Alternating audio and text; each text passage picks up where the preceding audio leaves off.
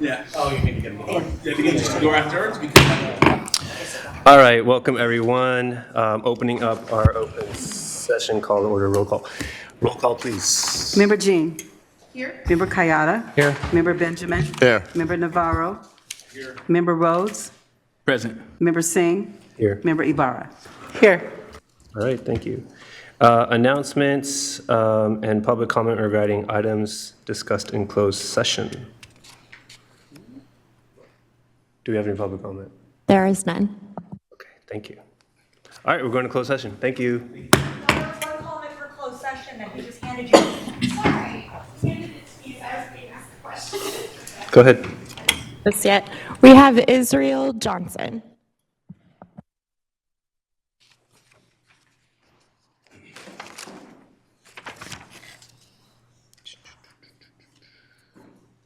Let's go for it. Okay. Push a button and raise that. Raise it up. Oh. Where's Right it? here. Right here? Okay.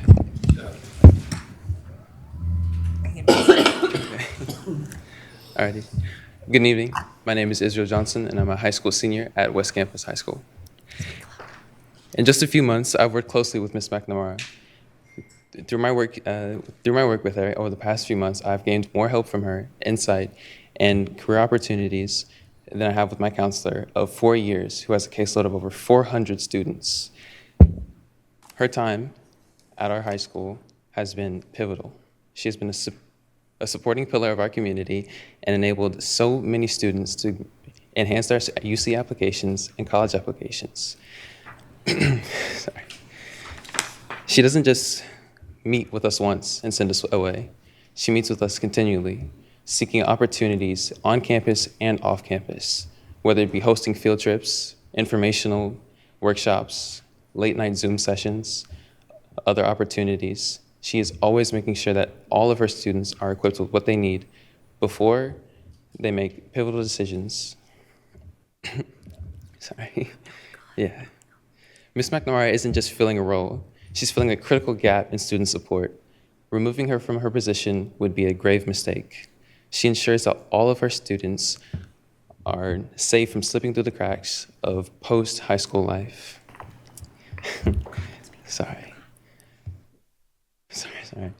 Guiding me through my career options and finding an answer for every single inquiry I have, she has ensured that every aspect of my post-high school career is taken care of. Sorry. But I'd say overall, I'm sorry, I was really nervous. Yeah. Honestly, it's impossible to determine the value of her work. There are over 200 students who have continuously sought out her support, and she has made a genuine difference on our campus. And despite some unwillingness from our peers, she has definitely made a large contribution. Thank you. Sorry, I should have got here earlier. Okay, is that it?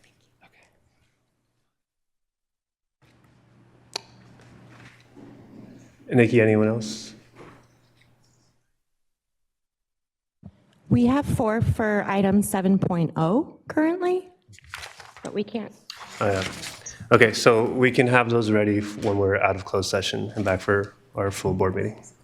Thank you.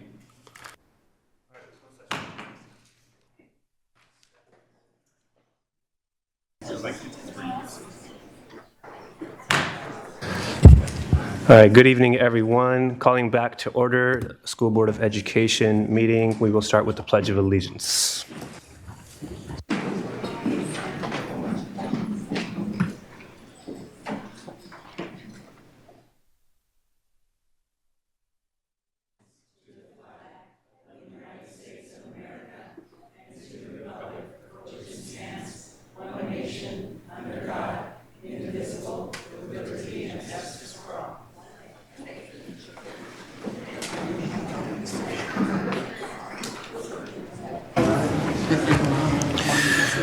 All right, item 4.2, student member Chu Griffiths with a broadcast statement.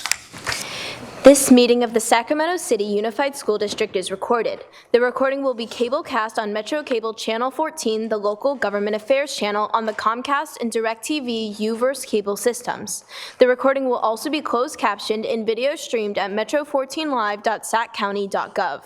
Today's meeting replays Sunday, March 23rd at 9 a.m. and Monday, March 24th at 12 p.m. on Metro Cable Channel 14. Once posted, the recording of this meeting can be viewed on demand at youtube.com/metrocable14.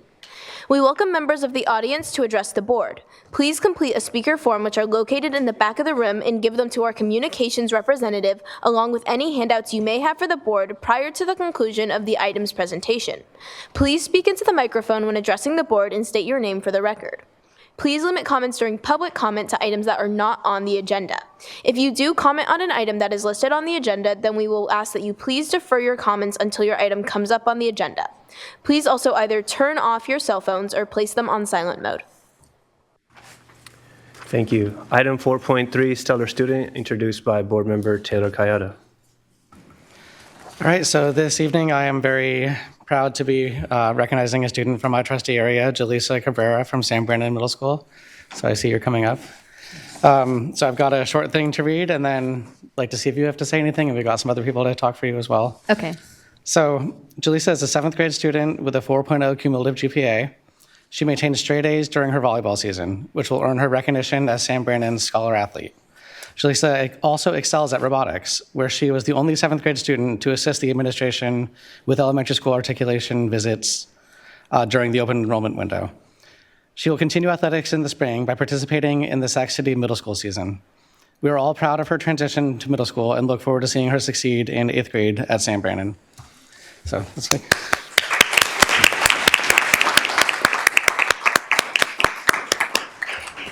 Good evening, everyone. I want to start off by thanking all my family members for being here today to celebrate this special moment with me. I'm truly honored to be recognized for my achievements. I couldn't have this opportunity without the support of my family, friends, coaches, and amazing teachers at San Brandon.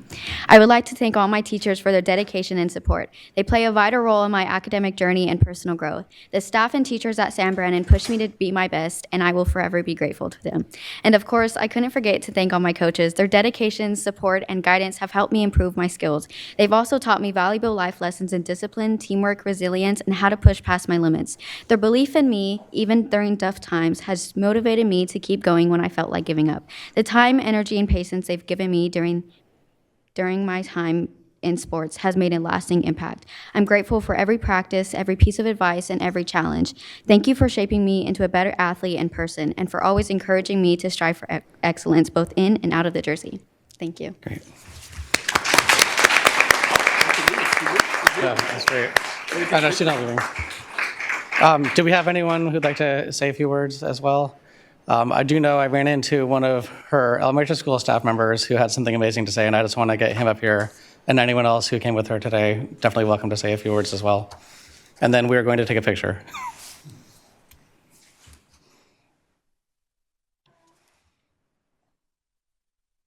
Good evening. I'm Jim Riffle.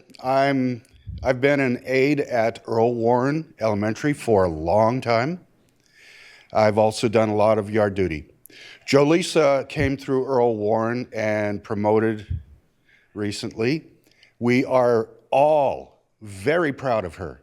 She throws her entire heart into everything she does. Her parents instilled in her that school is first and everything else is after. But when you see her on the playground, she's all there. Her heart, her soul is everything she does, she throws herself into. She has a very bright future because she is motivated. She's going to be able to do anything she wants. This is one super girl.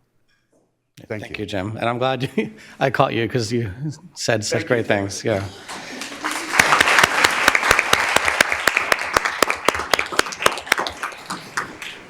All right, I don't see anyone else coming up, so Jaleesa, if you can come up, and if you've got family, friends, we're all going to come down and take a picture with you.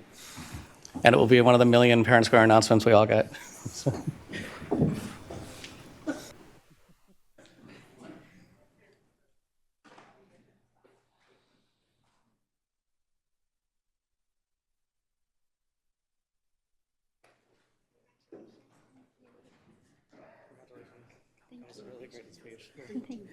Oh, I'm sorry. Yeah, we have a certificate for you. Oh. Oh, just you grab it for you. See ya. You go so long.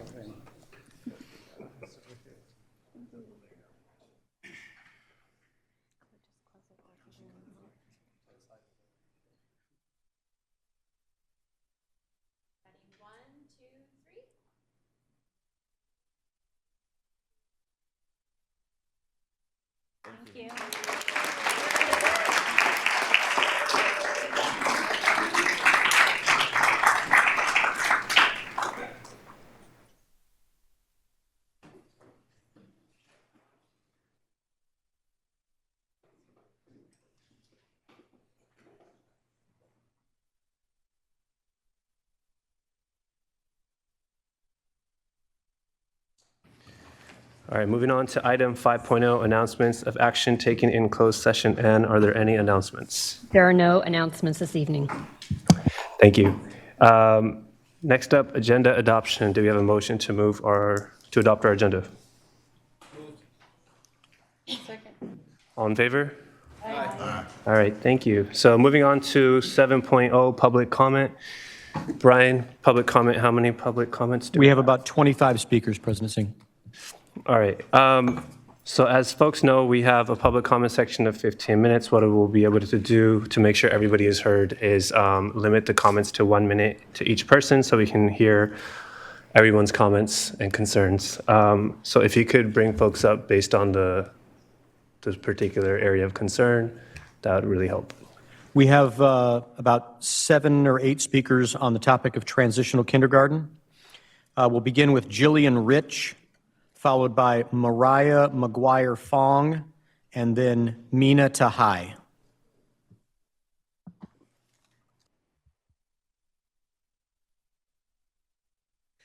Good evening. My name is Jillian Rich, and I have a son who is 17th on the wait list for Theodore Judah for transitional kindergarten. And my key point is that this free-for-all lottery is not working. Just from my social circle, which isn't that big, I'm aware of 200 kids who are waitlisted just for Theodore Judah, Alice Burney, LDV, Sutterville, David Lubin, and Caleb. It's extremely impacted. At preschool and playgrounds, the consensus the last week is that no one has gotten in. We really need your help to get back to us, not by July 31st, which is what I heard, but right now. Waiting until 2 weeks before school is dilatory. It needs to happen this month. And that is because we need to be able to compete for after-school care, and we need to let our preschools know if we're coming back or not, because we cannot run the risk of our 4 or 5-year-olds getting into a school a half hour away or one that doesn't have after-school care, especially since transitional kindergarten is only 3.5 hours long. If I could take 1 more minute, also do a review of the wait list for students with IEPs. It is not fair that these continuing students are caught up in this mess. They should be treated like continuing students. They need extra care and attention. Thank you. Thank you.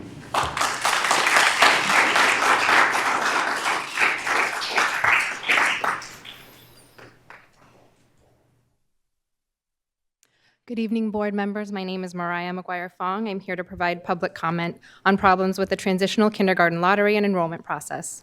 My family participated in the lottery this school year, and despite listing the 2 schools closest to us, LDV and Sutterville, we did not receive a spot at either, and our waitlist spot of 42 at LDV is essentially meaningless. LDV has 4 kinder classes and just 1 TK class.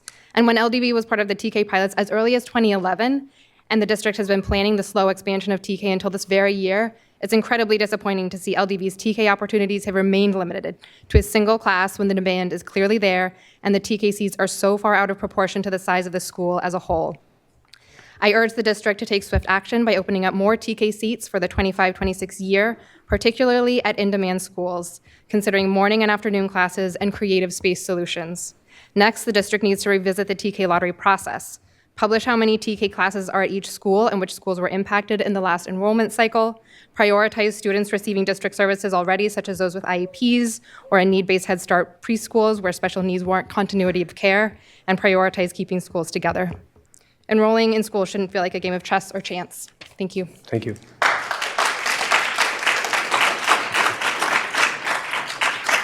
I recategorized a couple of people, so we have 2 speakers left on this topic. Katie Hydorn and Tony Kim.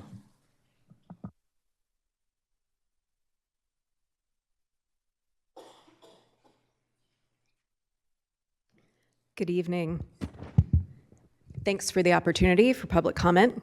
As you're aware from the previous speakers, we have several problems with the transitional kindergarten enrollment lottery, waitlist, and general access at several schools. While the district has attempted to ramp up TK to achieve TK for all this year, it has failed. When I emailed the enrollment center about these concerns, the response I received was that my school, Theodore Judah, is popular. I want to be clear, this is not about a school being popular, and I'm disappointed that this was the response. I have 2 older children already enrolled at the school who open enrolled in years past, and my 3rd child is now waitlisted for TK. We've been a member of that school's community for 3 years and will be for many years to come. Siblings of open enrolled children should be deemed to be in the geographic area for purposes of TK enrollment. This is especially important in areas where many students choose not to go to that neighborhood school, but choose to enroll for kindergarten at open boundary schools.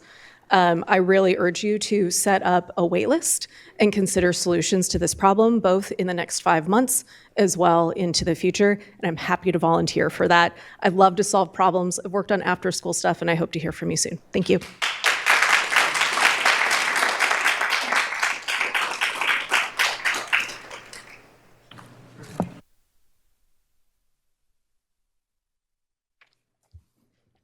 I'm Tony Kim. I'm a parent of a kindergarten at Alice Burney, and I'm here to talk about the issues with the TK enrollment and registration process. The key point that I want you all to understand is that our enrollment process is broken and disadvantages many families. And what I ask you to advocate for us is to work with the Enrollment and Family Services Center to reinstate our lottery spots and secure an extension for registration, specifically for the few families who missed the deadline this past Friday. I'm going to paint a picture for you. If you look at that spreadsheet, or the slides that I provided for you on slide 4, that's a picture of my family. Theo's my oldest, and Simon is his little brother, and he wants to go to school with his big brother. So we applied for the TK enrollment process. We went to your site and followed the entire process. We put Alice Burney as his top choice, and we got accepted. But the whole process was so convoluted, it was hard to follow through with actually registering him in. We received messages through Schoolmint, which the district uses to manage applications and registration. On slide 10, you can see the Schoolmint dashboard page to accept his placement, but we were lost after that. We didn't know where to go to find a registration form. We kept checking the Schoolmint dashboard page to find a registration form, but found nothing. We checked your website and found nothing. And what we found out was the registration information was on a specific page on Schoolmint that we wouldn't have known about. It was in messages, not in the dashboard. And we found that out too late, and then the school instead, or the district, mistook that as saying that we declined the registration. It wasn't declined, it was rescinded. Declined means that I did it, the school district did it instead. There was 4 key missteps that I want to highlight for you all as you are altering the system. 1, there was no link to the registration form sent in any Schoolmint text or on your site as promised. 2, there was no due date communicated in text or on your site. 3, no reminder messages were sent letting us know that registration forms were due soon. And 4, you provided us 4.5 days from receiving the acceptance to registration. Thank you, Tony. That is not enough time. Thank you.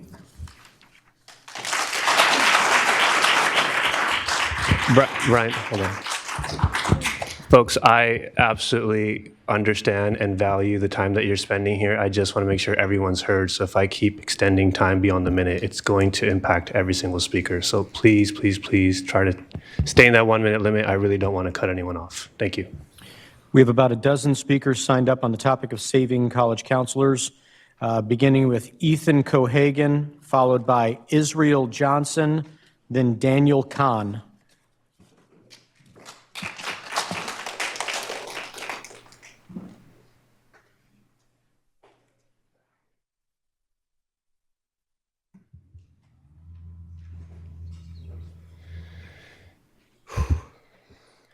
Hi, Board of SUSD. My name is Ethan Cohagen. I'm 17, and I'm a senior at West Campus High School. Ms. McNamara has been a key part of West Campus, helping students graduate year after year. Her presence reminds us that we can. We can get into UC Davis, we can pursue STEM, and we can achieve our dreams of success and happiness as adults. I have here my acceptance letter from UC Davis for electrical engineering, which I attribute to her guidance. This is proof of the benefit of her position. Her presence is also vital to the district's health overall. The fact that students get into UC schools is the measure of an outcome that there are students ready for the intense university standards who are being given that opportunity. As the Sacramento City Unified Board of Education, you all are able to affirm, because of Ms. McNamara and her colleagues, that students are able to represent that potential. Without the college career counselors, many of the students in SUSD lose access to one of the greatest opportunities of their lives, going to college, getting an education, getting a long-term job, and being set for life. Thank you for your time. Thank you.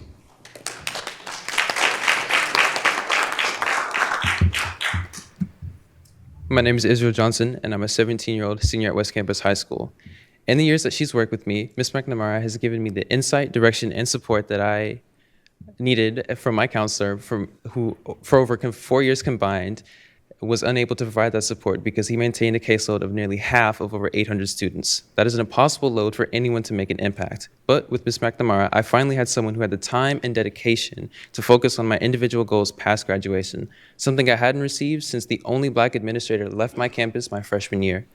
Whether it be consistent in-person college and career workshops that have gone late into the evening, making sure every student got help with their UC applications or financial aid, one-on-one meetings with students and parents, or informational newsletters, online evening workshops, college tours spanning the state of California, she does not rest until all of our students acquire what they need to be successful. Ms. McNamara isn't just filling a role, she's filling a critical gap in student support. Removing her from her position would be pulling away one of the few dedicated people who truly ensures that no student slips through the cracks. Thank you.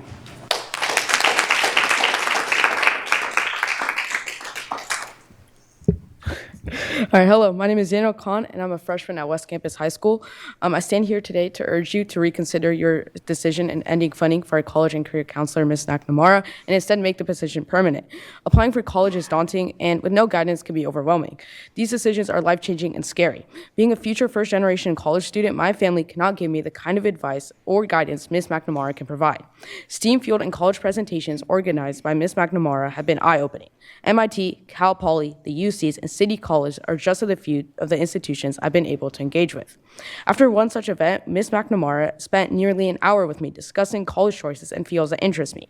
Her dedication and empathy increased my confidence and empowered me with the tools and resources to reach my academic dreams. If she had to leave, it would be a huge loss for me and many others, leaving us at a disadvantage. I'm excited to say that I'll be taking a South California college tour this spring break, all due to Ms. McNamara's support in organizing and providing scholarships, allowing me to visit campuses and plan a future I never thought possible. Many students and families have come to rely on the knowledge, guidance, and specialized support Ms. McNamara provides. I urge you on behalf of all students at West Campus to please rethink this decision for the students' sake and make this essential role permanent going forward. Thank you. Thank you.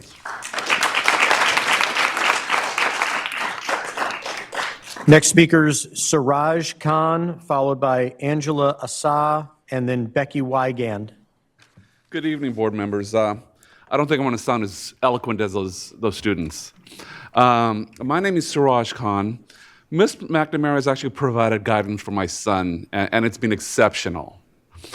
I was a good student in school, but I had bad counseling. I didn't know what I was doing. I didn't know what I was applying for. I managed to get through things, but I didn't know what I was doing. Could you imagine going through college and not knowing, after you finish 4 years of college and having a job placement counselor and not knowing what you're going to do with your degree? Ms. McNamara actually provides those types of services to the students. I mean, she opens up the door, the opportunities for the students in high school to know what they're doing, how to apply to colleges, what to do. I mean, Ms. McNamara, I've met other counselors before, and she is exceptional. She knows the subject matter better than anybody I've ever met. I would pay somebody for her services, and I think that opportunity should be open to all the students. Thank you.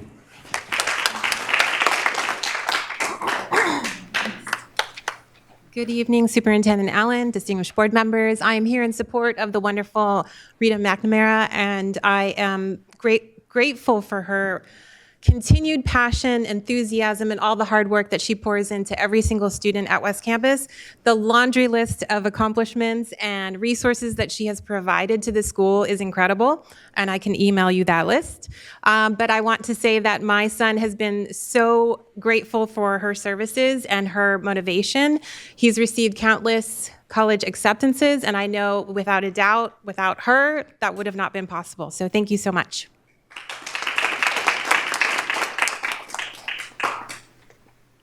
Hello, I'm Becky Wiegand. I know some of you pretty well.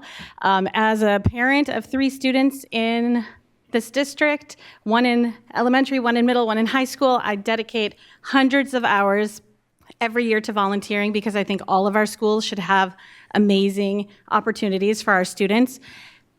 But this isn't about me. This is about these college and career readiness counselors like Ms. McNamara, who also donates hundreds and hundreds of hours of her time outside of her regular work hours to ensure that kids like mine, I'm a solo parent for the last 8 years, kids like mine couldn't visit college campuses because I have to work full time and I have 2 other little kids. She's taking her spring break to make sure that my daughter, a junior, can travel to Southern California and visit 11 SoCal campuses that she would not otherwise be able to go to.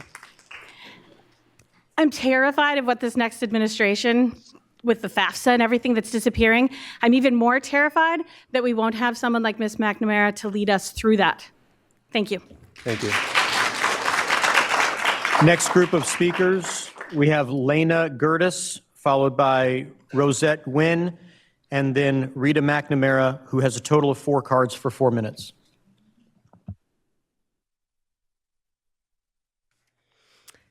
Hello, thank you, board members, for giving me the opportunity to speak. My name is Lena Gertis. I'm the parent of a sophomore at West Campus. I'm going to try and get to the crux of my talk. Ms. McNamara has been a tremendous help to us with her online Zoom meetings to talk about 10th graders, freshmen, even thinking about college and giving them an opportunity to pursue different interests in college. My daughter is also going to go on the spring break college tour as a sophomore. We need Ms. McNamara in the position that she has.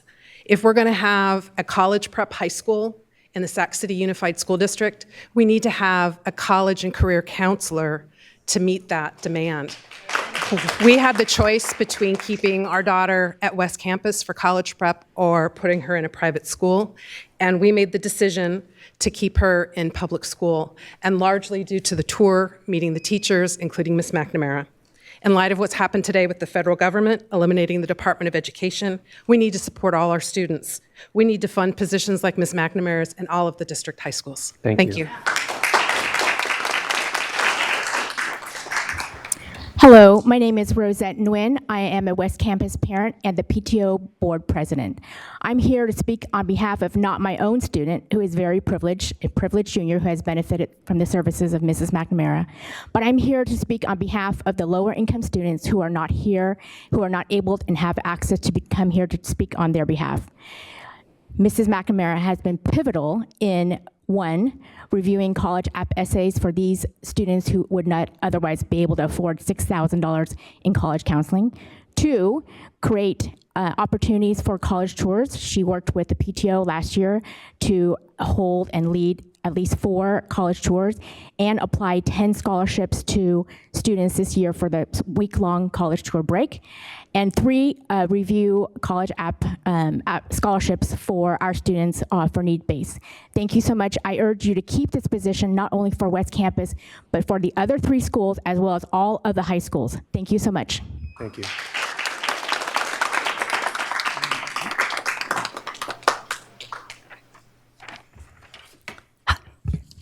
Good evening. I know I'm allocated 4 minutes. However, I only need 3 because I've got this timed out. Good evening, board members, superintendent, district leaders, and all the West Campus supporters here tonight. Thank you for coming out to support the vital role I play in preparing students, parents, and families for life after high school through college readiness, career access, scholarships, and one-on-one advising. I must emphasize that my ability to do this work has depended on COVID funding that is now expired. As a newly elected board, you face tough decisions. You must determine your priorities for this district and recognize what's at stake if you eliminate critical counseling positions in the midst of our current constitutional crisis, which directly impacts every student and family in the district. I'm proud of my impact at West Campus, but you need to understand this work benefits all district students and families. Because of my dedicated position, I've networked with colleges, the California Student Aid Commission, military recruiters, community collaborators, and higher education officials, uncovering issues that threaten access to financial aid and higher education for our most vulnerable students. I've brought these concerns to state leaders, helping shape soon-to-be-passed legislation that will protect students' financial aid rights regardless of citizenship status. These behind-the-scenes efforts require an immense amount of research, advocacy, and coordination, work that won't be possible without a dedicated college and career counselor role. If all 4 college and career counselor positions are eliminated alongside other counselor cuts, I won't be able to continue this extensive advocacy or one-on-one help that students desperately need.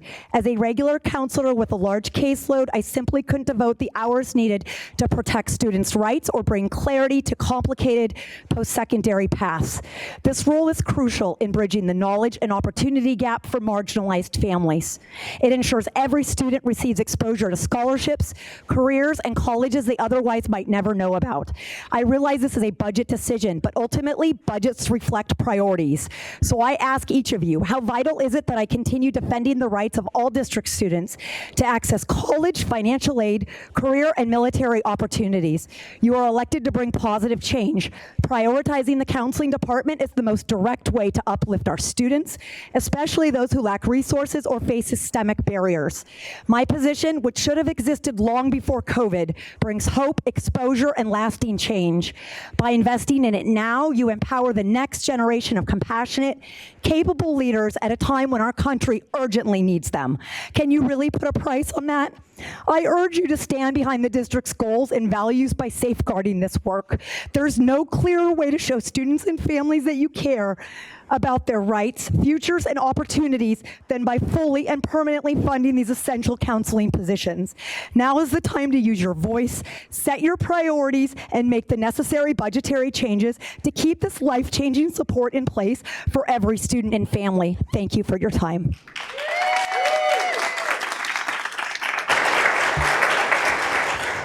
Thank you. Next group of speakers on the topic of Phoebe Hurst. On the topic of Phoebe Hurst, we have Lisa Common, followed by Sabrina Watson, and then Catherine Adams.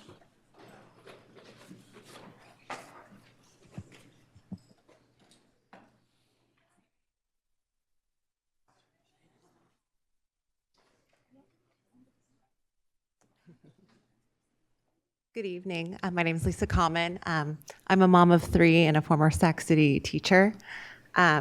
As you can imagine, it's a challenge having 3 children at 3 different schools in Sac City currently.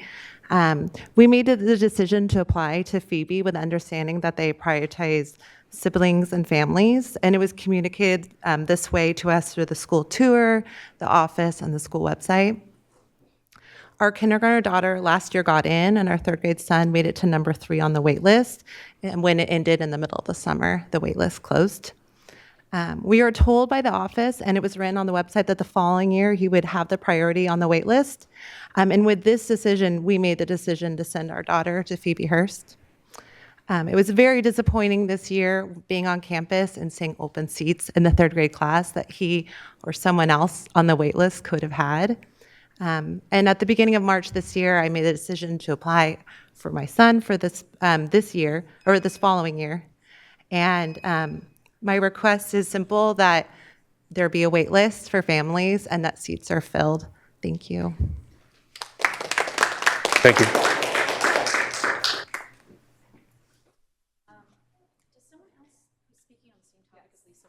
There's 2 topics for Phoebe right now, so I just want to keep everything consistent. My name is Marissa Collins, and I'm here tonight on behalf of multiple families who are being directly impacted by the district's current enrollment policies regarding siblings. We enrolled at Phoebe Hearst under the understanding that siblings would receive priority enrollment to keep families together. However, the current process does the exact opposite. Right now, there is no wait list for siblings, and even when spots become available due to enrollment fallout, those seats remain empty rather than being offered to the very children who were separated by this process. I want to share my family's personal experience to illustrate how the policy is failing families. I have twins who started kindergarten last year, and despite our best efforts, they were placed in separate schools.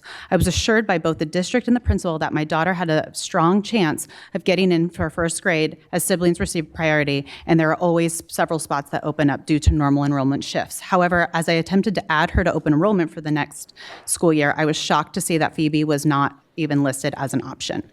While we understand and respect the district's new 22 current class size, we firmly believe that a family-first approach should still be a guiding principle. What we are asking is simple. Implement a sibling wait list when seats become available, pull from that sibling wait list to fill the empty seat rather than keeping them empty. Thank you. Thank you.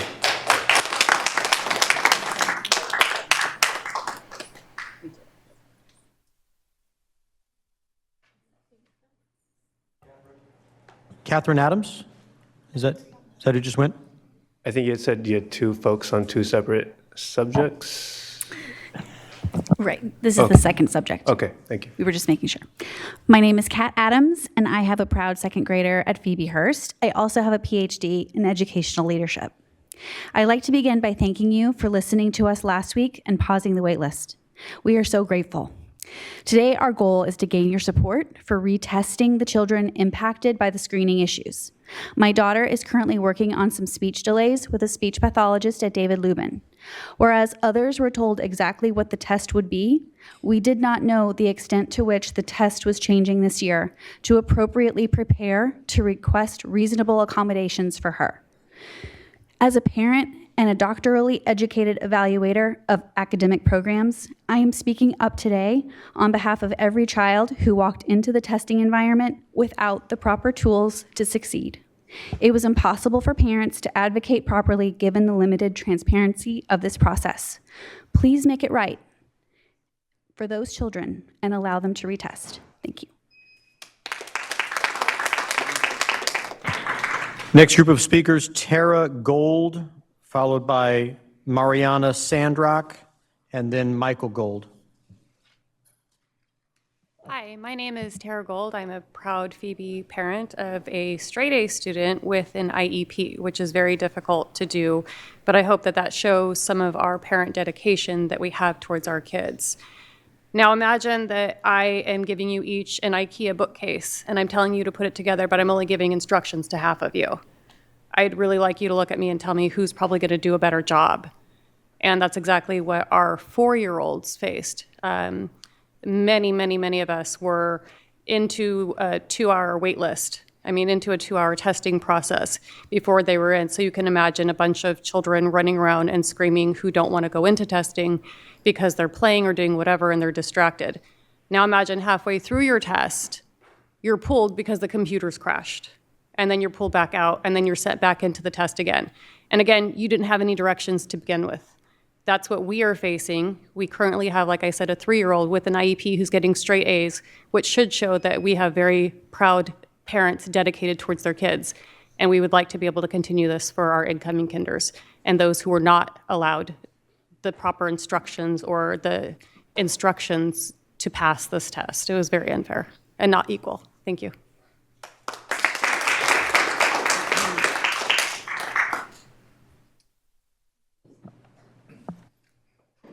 Hello, I'm Michael Gold. My daughter attends Phoebe Hearst. She's in 3rd grade. I just wanted to address you guys about the test. The test was not administered fairly. In fact, some people knew the test ahead of time. We were in the dark. We did not know that the test had changed. The information that's on the website is still inaccurate. There's been a real lack of transparency in the test process beforehand. There's been a lack of transparency after the test. We still don't know what the passing score was. We don't know our daughter's test score. There's many unknowns. Everybody else is left in the dark. Our emails have gone unanswered, which leaves me extremely displeased with the school board and the school district in general. We have no transparency. We have no recourse. We're asking for our children to be retested or the test to be invalidated because it was unfair across the board. Thank you.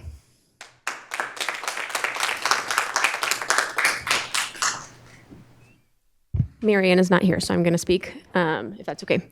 So good evening, members of the school board. My name is Mina Tahai, and I stand before you today as a current parent of a student at Phoebe. And I want to express my gratitude for your decision to hold the waitlist while you investigate the inequalities surrounding the kindergarten assessment that was administered this year. I deeply appreciate the district and the school board taking the time to address these issues thoroughly. As a parent, I feel it's essential to speak up about the fairness of the process and reiterate the concerns that I know many of us share. The test that was administered this year, the BSRA-4, was not fair for several key reasons. New families were informed about the test in advance, knowing that the BSRA-4 would be given. However, current families like mine were specifically told not to attend the kindergarten tours, leaving us in the dark about what to expect for our children. This lack of communication created an uneven playing field for families who have been with the district for years compared to those who are new to the process. Moreover, there were significant inconsistencies during the testing process. Some children were made to wait, while others tested right away. Some were tested at Phoebe, while others tested at the Cerna Center. When a standardized test is administered, all participants should have the same understanding of the test being given, including the name, the content being evaluated. Unfortunately, that was not the case here. The lack of transparency and equality in this process has left many of us feeling unsettled and uncertain about the fairness of the entire system. We are asking that you please consider retesting our children. Thank you. Thank you. Hi, my name is Sabrina Watson. I was here last week addressing you guys. I have two students currently at Phoebe and one that tested and failed into kinder this year. I really thank you guys for pausing the wait list. That means a ton, so thank you so much for that. Since we were last here, we uncovered additional information, which several of us have already mentioned, which is that we discovered that new families knew the name of the test, which means they could Google it and they could prepare for the test. And it's very specific information. None of us were giving that information. It is a severe disadvantage, and it is infuriating. The way this whole thing was absolutely just very poorly executed is incredibly infuriating. I can't believe I'm here having to advocate for my kid to be fairly tested, but that's all we want. We want to be fairly tested. We want the opportunity to continue to support Phoebe Hearst, where we're very engaged, active parents. So thank you, and please retest our kids and give them a chance to get back in with their siblings. Thank you.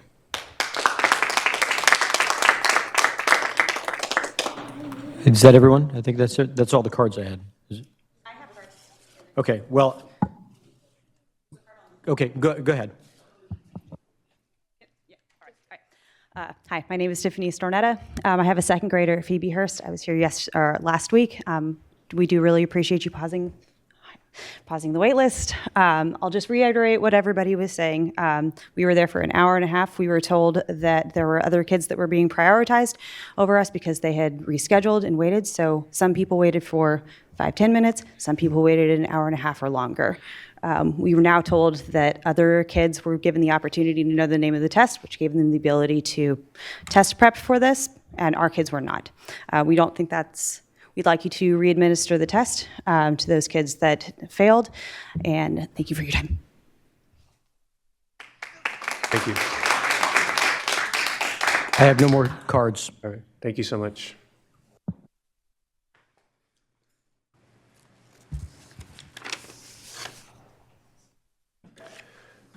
No more comments? All right, thank you. All right, moving on to item 8.0, consent agenda. I'll see if there's any public comment for consent agenda.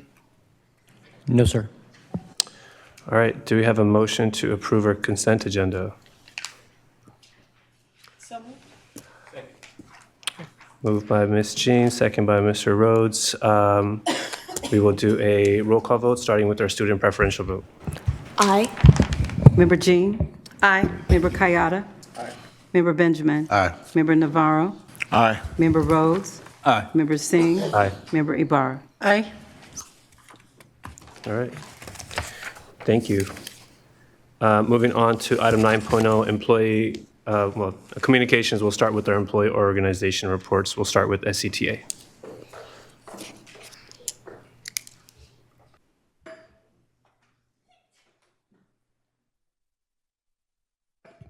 Good evening, members of the board, President Singh, and Superintendent Allen. I'm Nikki Malevsky, President of the Sacramento City Teachers Association. It might not be obvious to everyone, but we're in the middle of a really important period in the district's history. It has been 21 months since the school board took the necessary steps to move our district away from the top-down command and control leadership model to one that is more inclusive and constructive. But as one of SCTA's elected leaders who happens to be a really practically minded science teacher here in the district, she observed to me earlier today, the structure of the district has not caught up with the change philosophy and the shift in philosophy. So we really need this district to reorient itself into a problem-solving cooperative mode of operation, and that needs to replace the administrative-heavy structure that still holds our district back. Tonight, CBO Janae Marking will present the district's second interim budget, which contains a positive budget certification. We truly appreciate the incredible hard work that CBO Marking, in conjunction with Superintendent Allen, this board, and the rest of the leadership team undertook to make that happen. But there is still more that needs to be done. While tonight's budget meets the criteria for positive certification by the slimmest of margins, the right-sizing effort needs further development and refinement. The budget guiding principles that are also before you tonight take a significant step towards providing direction moving forward. Notably, the recommendation to allocating resources based on 3 principles. 1, basing funding decisions on student needs, such as socioeconomic status, special education requirements, English language proficiency, and other indicators of academic need. 2, targeting additional resources to schools and programs serving students identified for intervention and support. And regularly reviewing resource distribution to ensure alignment with the goals of providing fair access to resources across all of our schools. What's not in these principles, noticeably absent from this criteria, is maintaining redundant administrators, particularly at the Cerna Center, at the expense of direct services to students. Because of this lack of refinement, next year the Cerna Center will be packed with administrators, including administrators with certificated credentials. While out at our school sites, we will have classrooms without credentialed teachers, and we will have vacant reading intervention positions, while other direct service providers like counselors are facing layoffs.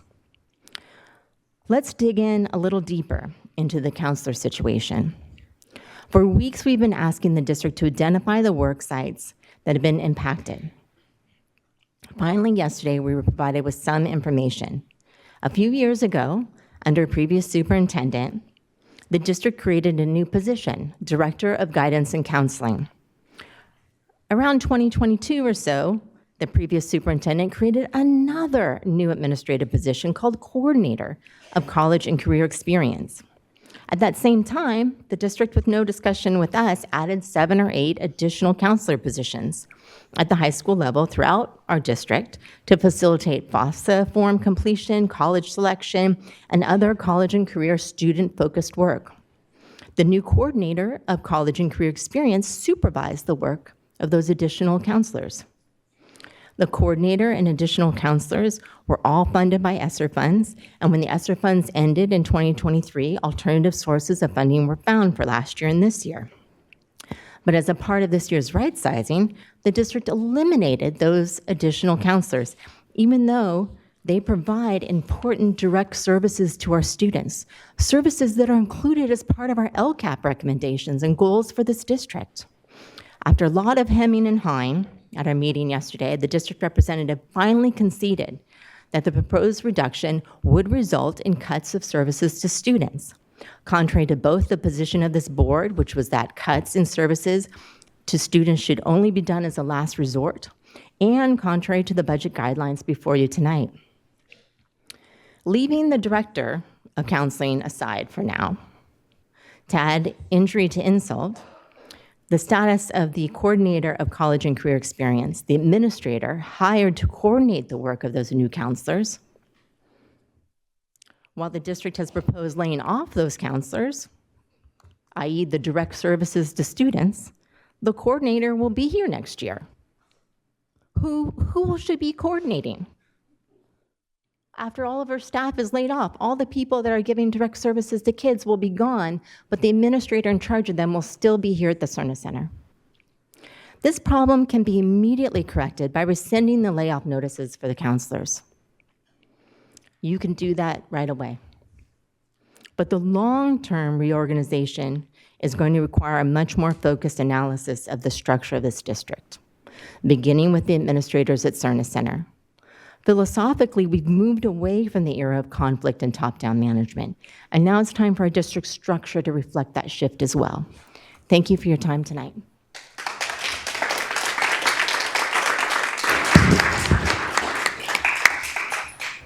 SEIU.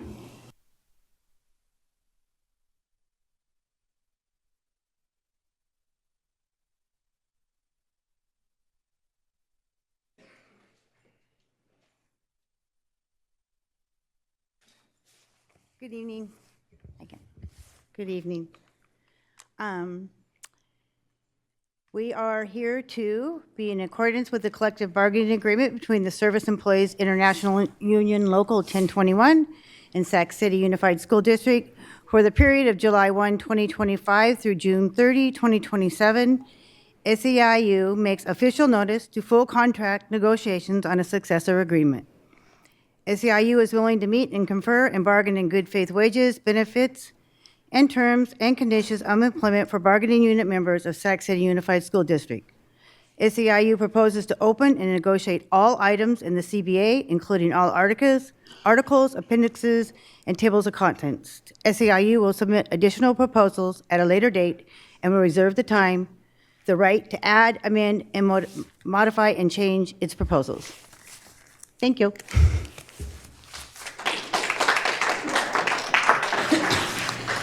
TCS, Teamsters, UPE. All right, student member report. Just starting off, I wanted to thank the students, Ethan, Israel, and Daniel from West Campus for coming out to speak. It's really exciting to see students coming and advocating for what's important to our schools.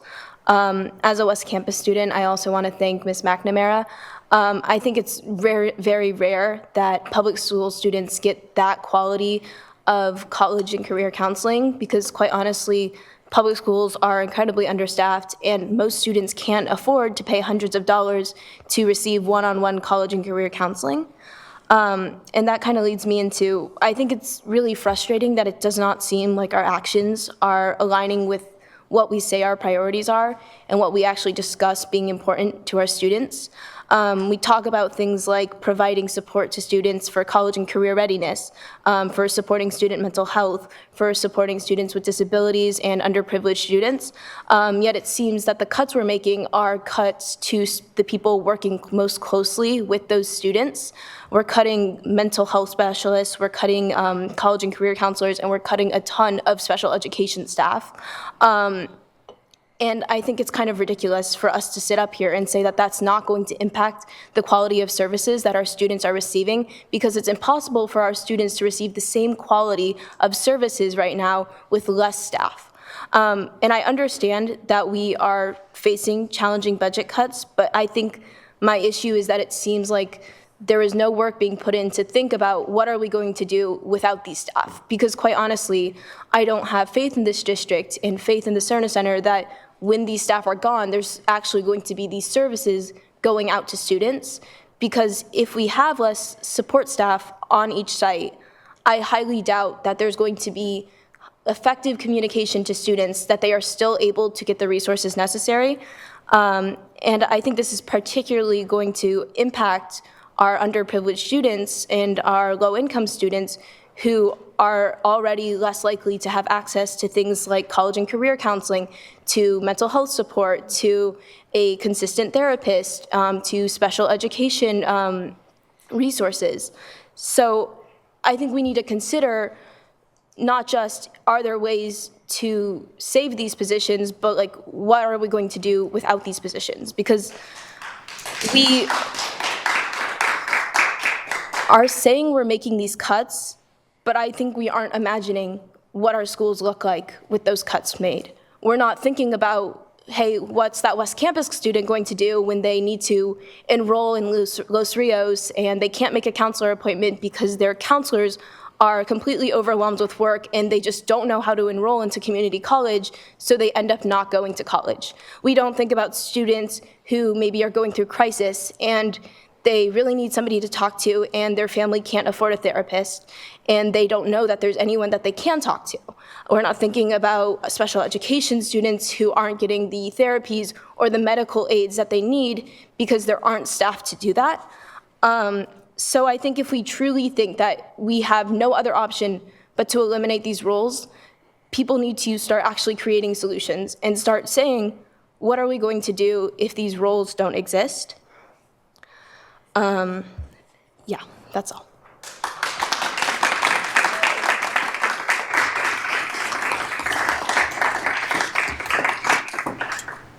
Thank you. So for my report, I think I'm just going to address the fact that a few minutes ago, maybe an hour ago, there's an executive order to cut the Department of Education. I don't think anyone here, as much as it's difficult to see, budgetary discussions are hard and they're difficult, and they only got more difficult about 5 minutes ago. I don't want anyone in this community to feel like we're not working towards solutions, but it's pretty hard to keep up with the federal administration that I have no idea what's going to come out on the news the next morning. As you all know, we've been hosting Know Your Rights events in response to the federal administration. For example, we still have 3 of those left. And I think as this information comes out, we are working very hard to determine what next steps we need to take. I don't think I have to sit up here and give a policy lecture, but I do. A lot of you have the same sense of fear and concern, and we do too. In this moment, I'll just say that, of course, we're board members, but we also live in the exact same communities as you. We also have children in the school district, our families, our friends, and a cut to the Department of Education is going to affect us equally as it affects all of you.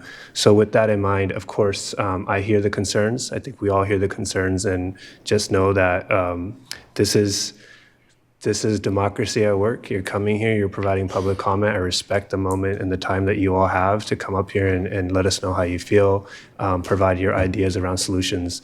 We hear you, and we are constantly working on trying to address the concerns that you uplift from that side. Beyond that, I will just say that I'm going to urge folks to continue with one thing, and this is focusing on the Know Your Rights real quick. Please update your students' emergency contact cards, please. That's the most important thing. If someone asks me, what can I do to protect my family, it is to update that emergency contact card. This is not just about immigration or ICE. In general, we need to be able to contact a family member, a guardian, and the last thing we want to do is to see that we can't get in contact with someone during an emergency.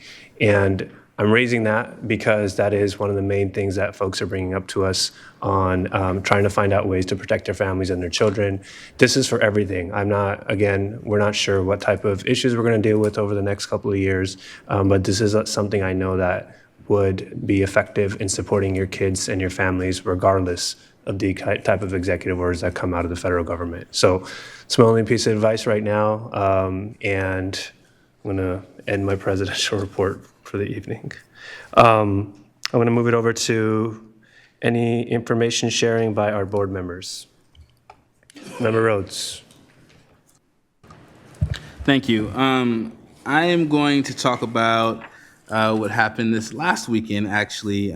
We had Rosemont and the School of Engineering and Science at the first robotics competition that happened. And it's very beautiful. I was able to go, and it was very beautiful to see the energy in the space and how SES specifically won it's like a Spirit Award. They seem to always win the Spirit Award.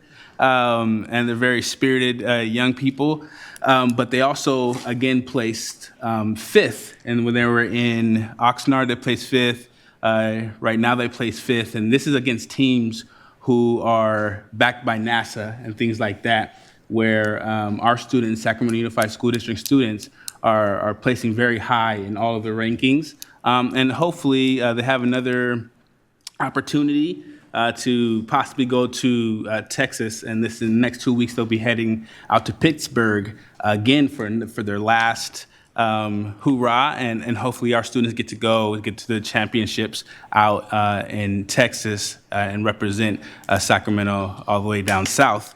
Also, if you guys haven't gotten your tickets already, the Ink Stravaganza is on Saturday at the Maple Center. That's the 916 Ink gala that they have, and so it's always this beautiful program.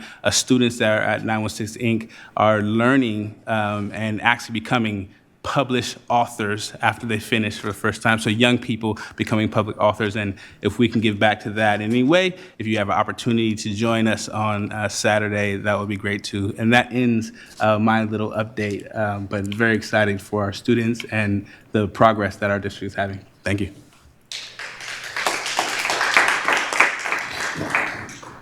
Thank you, Member Rhodes. Member Okada.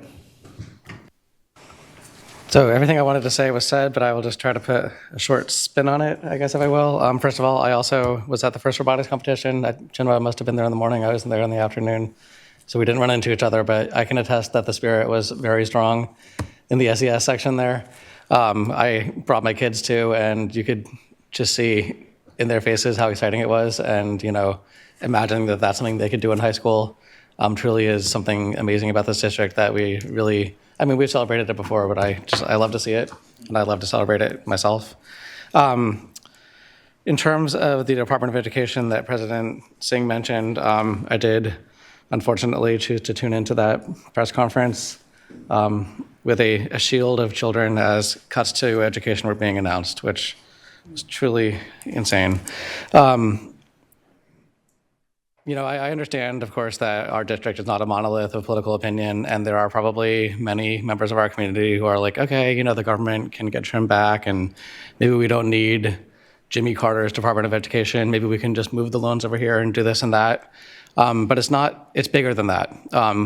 There's closures to the Office of Civil Rights, which are critical advocates for our students with disabilities who don't have the ability to seek out private lawyers when they have problems with their IEPs and 504s. There is funding streams that are not necessarily guaranteed. With the executive order that President Trump signed, verbally he said, we're gonna protect various constituencies, their funding won't be harmed, but the executive order says nothing about that. So I think it is just critical that we continue to speak up. I would like to see if there's something we can do as a board just to urge our local representatives, not that they hopefully don't agree with this, just how important it is that whatever the presidential administration is doing with this, that we still advocate that Congress and our courts still maintain their function to protect these critical services for our students. Because in our own budget, which we'll hear about later, federal funding is about 9% of our general fund. Doesn't seem like a lot, but what that funding is some of our students who need services the most, who have the most critical needs. And if that's at risk even a little bit, it'll just make it that much harder for us to serve the populations that all of us here were elected to, truly uplift from these positions. And then finally, just kind of another plug for the Know Your Rights, because the one in my area is coming up next Tuesday. It is, 5:30, right? 5:30, and it's at Martin Luther King Jr. Elementary, which, if you do not know where that is, hopefully you do. But that's at 480 Little River Way in the Pocket. As Member Singh's robocalls have said, these are open to everyone. It's not just go to the one closest to you. So if you haven't had a chance to go to one yet, please do come out. And I just want to kind of put a little personal push for what you might call allyship, but I call it being a member of your community. That includes some people who are undocumented. It is critical, even if you don't in your family have a need to understand your rights not to be deported, to understand how you can understand other people's rights so that if something happens, you know what to do. And so you understand how big of an impact this is having on members of your community that are sometimes seen, sometimes unseen, and how we can come together to collectively support all of our students. Because at the end of the day, Just like I said, we're not a monolith. Maybe people have feelings about immigration, but I have not met a single person in my life who doesn't want our kids to get an education no matter how they came here. So please do come out to those if you haven't come yet. And that's it. Thank you. Member Navarro.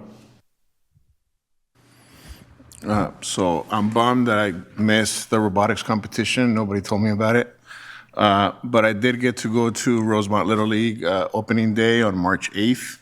It was a great experience, my first time there. They actually have a parade. They start from Einstein Middle School. They come around, I don't remember the streets, but they come around on the field side.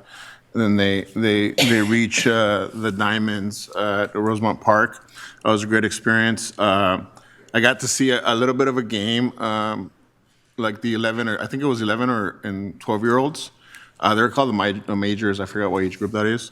It was a great experience. These kids were hitting their cutoff man. I was really impressed by that. I've seen adults in adult leagues that don't hit their cutoff man. I was really impressed with that. And then they also put me in the snack bar. They have some nachos with, what is it called? Pork, I forgot, but it's actually a barbecue recipe. I don't know, slow cooked pork, I think, something like that. And they also have elote, which I was surprised about.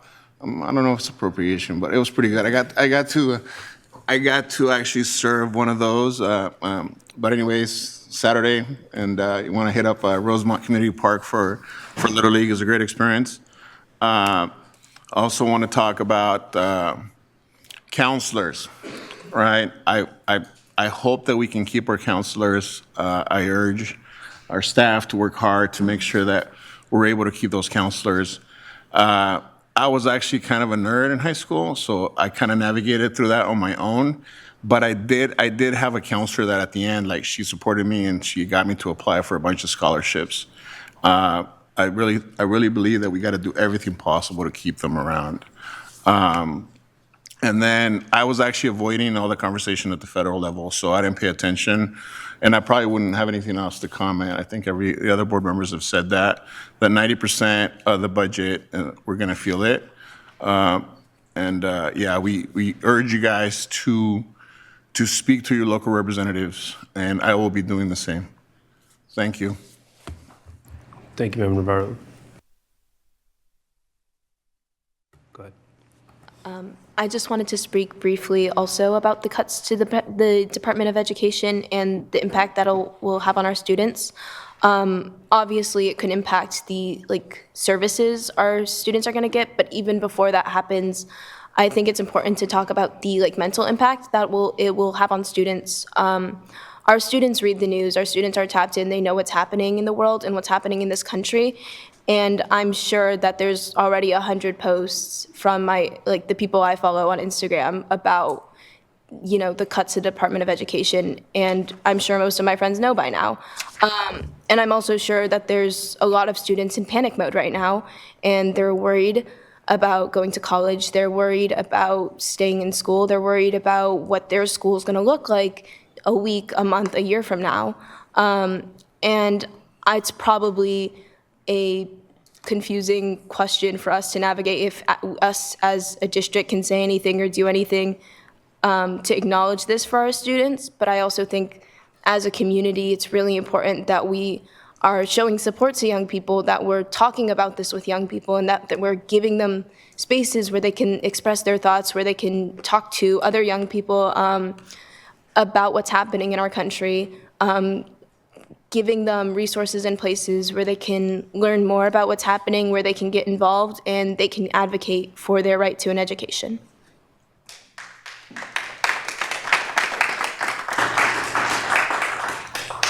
Thank you. Moving on to 10.0 special presentations. 10.1, we have recognition of National Women's History Month. Member Jean.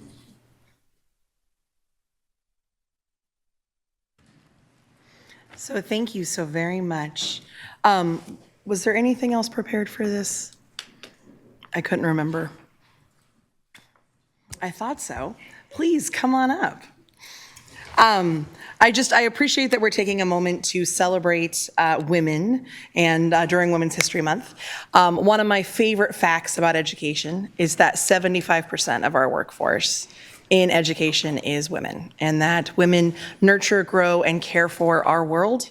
And when we empower women, we uplift communities and families and so many more. So I can't wait to hear all the amazing celebrations you're going to share with us what happens here in our district. Thank you so much. Thank you so much. Good evening, Board President Singh, Superintendent Allen, board members, colleagues, and our incredible community members. My name is Vanessa Reyes, she, her, and I have the privilege of representing the Youth Development Support Services Department. Tonight, I stand before you to celebrate Women's History Month, a time to honor the achievements, resilience, and contributions of women throughout history and in our very own community.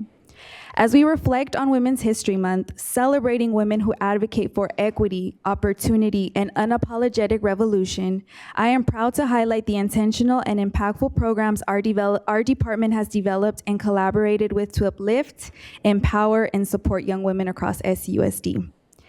The Women's Leadership Academy is in Youth Development Support Services, we believe in creating spaces where our young women can discover their voices, cultivate their leadership, and build a future full of limitless possibilities. Through our efforts, we have fostered partnerships with organizations that provide mentorship, leadership training, and empowerment opportunities for the young women in our district. The Women's Leadership Academy is shaping the next generation of women leaders by equipping them with the skills, mentorship, and opportunities to excel in their chosen paths. Their work in culturally responsive leadership development ensures that our young women can confidently step into roles of influence and impact. The International Rescue Committee has been a powerful force in supporting young women from refugee and immigrant backgrounds, ensuring they receive mentorship and resources to thrive academically and socially. Our collaboration with the Terrell Christopher Gladney Memorial Academy has created safe and supportive environments where young women can engage in personal development, peer mentoring, and self-empowerment programs that strengthen their confidence and leadership. Sister Bees has been instrumental in fostering sisterhood, self-care, and empowerment, particularly for our young women of color.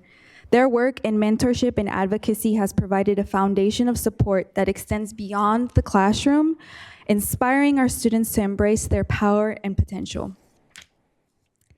To our young women in the district, you are the present and the future. Your brilliance, strength, and resilience inspires us every day. Know that we see you, we support you, and we will continue working to create spaces where you can speak your truth, be yourself freely, and thrive. As we celebrate Women's History Month, let us recommit ourselves to the work of equity, inclusion, and liberation, not just this month, but every single day.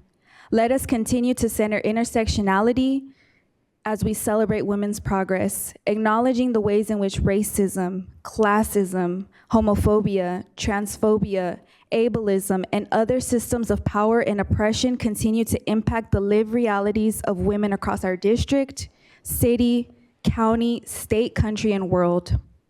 I offer this quote by poet Audre Lorde as a reminder of the work we have been called to do. I am not free while any woman is unfree, even when her shackles are very different from my own. As adults and trusted allies, it is a sacred duty and responsibility to dismantle the systems that hurt and harm our youth. Let us unapologetically commit ourselves to supporting the diverse and unique needs of our young women, to uplifting their histories, their stories, their voice, and reimagining a better world for generations to come. Thank you.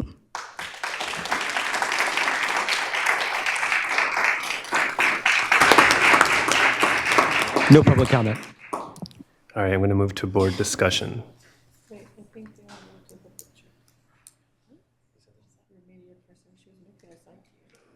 Oh. That's fine. Member Jean. Thank you so very much. That was beautiful and powerful, and I loved hearing not only your heart shining through, but the amazing power and incredibleness of our youth and the work that they get to do and uplifting our community. Because not only do we employ many, many women, we get to educate the next generation, and it's powerful. So thank you for what you shared.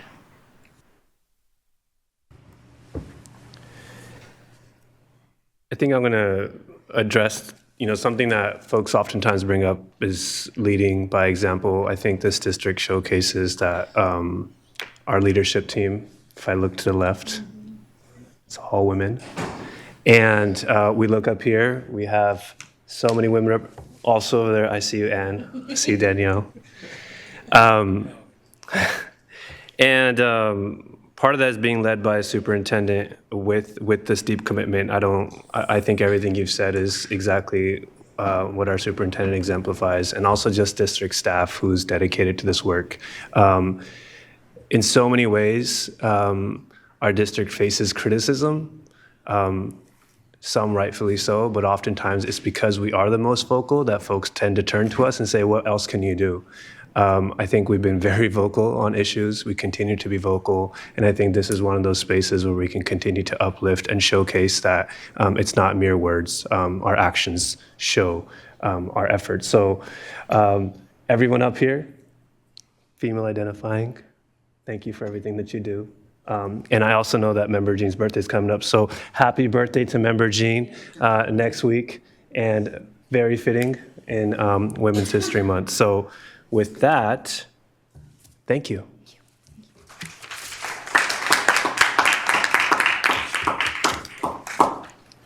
So item 10.2, we have recognition of Trans Day of Visibility. Come on up, Liz Sturba.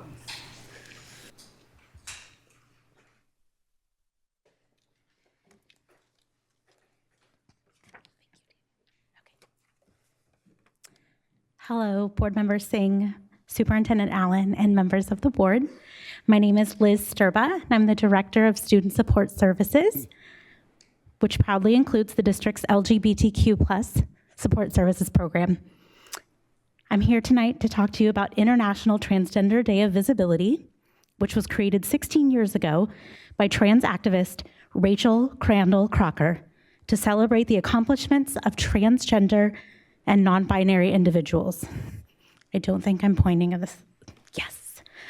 The goal is to create a moment of visibility, raise awareness of the discrimination faced by the community, and recognize the resilience, inspiring action towards progress. As we know, Sac City Unified is one of the most diverse school districts in California, where the contributions of historically underrepresented communities are valued and celebrated. We are proud to set a standard for public school districts to follow in terms of access to support services for students at schools and advocacy for our LGBTQ+ students. Our visibility as allies is essential at this time where the rights of our transgender and non-binary community are threatened across the country. Our hope is that this continued work offers comfort and reassurance to our students, families, and staff. Tonight, I would like to lift up just some of the trailblazing work our district's LGBTQ+ student support services team has done on behalf of our students and staff, and highlight a few new projects that are in the works. In December 2013, the Board of Education approved the district's policy for transgender and gender nonconforming students. This policy outlines protections in place to support students with having their identities respected on all SCUSD campuses. It addresses students' rights to privacy, access to facilities and school activities that align with their gender, and updating non-legal records with affirmed names. We've also expanded Gender and Sexuality Alliances, or GSAs, to proudly support 22 active GSAs across elementary, middle, and high school levels. Uh-oh. There we go. Okay, sorry about that.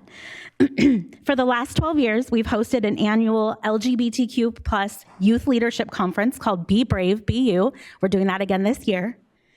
13 school sites currently participate in a cohort for providing students access to all gender restrooms in this school year in collaboration with our partners on the Student Advisory Council.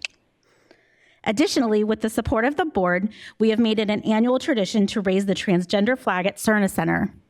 We do this to celebrate Trans Day of Visibility and to affirm our commitment to providing a safe and welcoming environment for transgender and non-binary students, families, and staff. We will do that again later this month on the 31st, which is actually Trans Day of Visibility. All of that to celebrate, but the work is far from finished. I'll conclude this presentation by sharing some next steps. Our transgender and gender nonconforming student board policy continues to affirm the rights of our students. We are mindful of the current national climate and will ensure that we align with current California state laws and remain committed to the sense of safety and well-being for our LGBTQ+ students. There will be increased access to gender-neutral restrooms in a second cohort of schools across grade levels in collaboration with the Student Advisory Council and the Facilities Department. Plans are in the works for a webinar where students, families, and staff may join anonymously if they so choose to hear from a legal expert about executive orders and state laws relating to transgender and non-binary student rights and how Sac City will continue to uphold its policies. Finally, our communications team is helping roll out an SCUSD campaign with stickers and social graphics to remind students of their value and our commitment to supporting them. Thank you for your continued leadership and support of this important work for our schools and most of all for our precious students.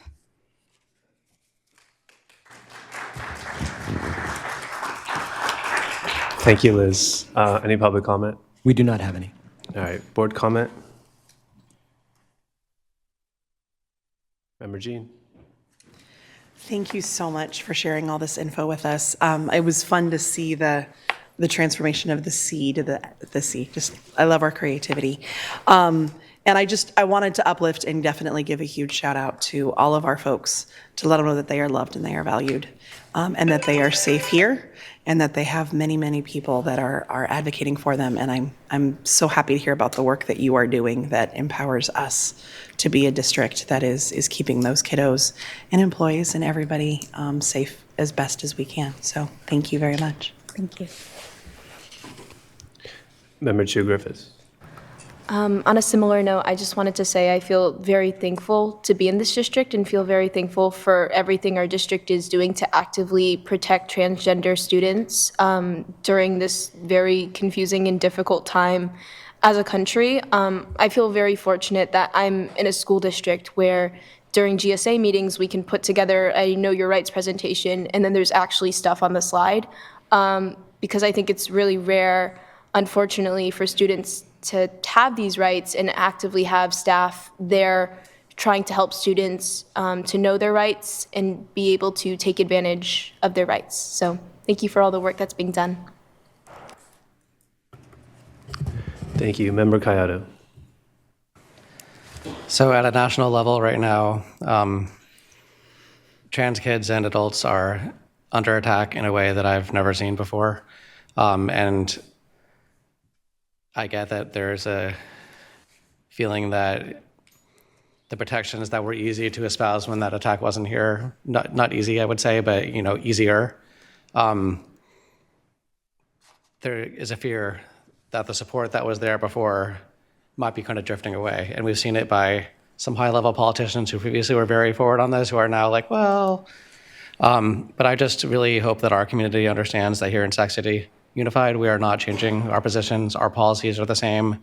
Our support is just as strong, if not stronger than it's ever been. And all of our kids, trans kids included, are members of our community, and they're supported like everyone else. So really hope that that message gets out there, because it's true. Thank you. Thank you, Member Kayado. I'll just add that when we had our press conference almost 2 months ago now, we made it very clear that the protections that we were offering from our board policy not only protected our immigrant communities, but it also protected our most vulnerable students, which included our LGBTQIA+ students. And that has not changed. I also will say that it was our first year that I was on the school board that we did raise the flag. And I'm glad to see that's happening again. I know Member Rhodes played a huge role in his first years when he was president to help make that happen. And I'm glad that we will continue doing that. I actually urge community, especially those, I know there's a lot of community members and organizations here in Sacramento who support our LGBTQ communities, for them to come out and attend and continue to see that the unwavering commitment we have has not shifted. And I think that's really important, again, to say, I know I'm repeating the same thing, but this district does things before other districts do it. I'm not here to tell people to go to other districts' meetings, but I will encourage you to the energy that we bring into spaces. Please use that energy to ensure that your elected officials in other spaces are upholding that same commitment that they've committed to in the past, because we're doing that here. And if you have families and friends in other nearby districts who don't feel that same love, they can always look at our policies and ask them to copy the same. So, thank you. Thank you.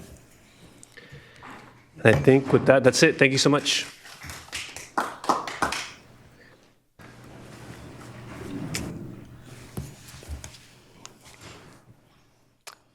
.3, Mr. Ralston. Hello. I believe Member Jean and I share the same birthday, if I remember one of our conversations. This upcoming Tuesday? Tuesday? Is it Tuesday? 28th. Oh, 25th. Oh, well, that's all right. It's Close still enough. special. Well, Close enough. happy birthday to you, too. I'll expect a cake and ice cream. I'm here, President Singh, members of the board, Superintendent Allen, with Ms. Kelly Rem, attorney with Lozano Smith, and we're discussing the land swap between Southgate Recreation and Park District and Sac City Unified. Our core values and principle agenda tonight will be an overview of our properties to the exchange and why are we asking the board to consider it.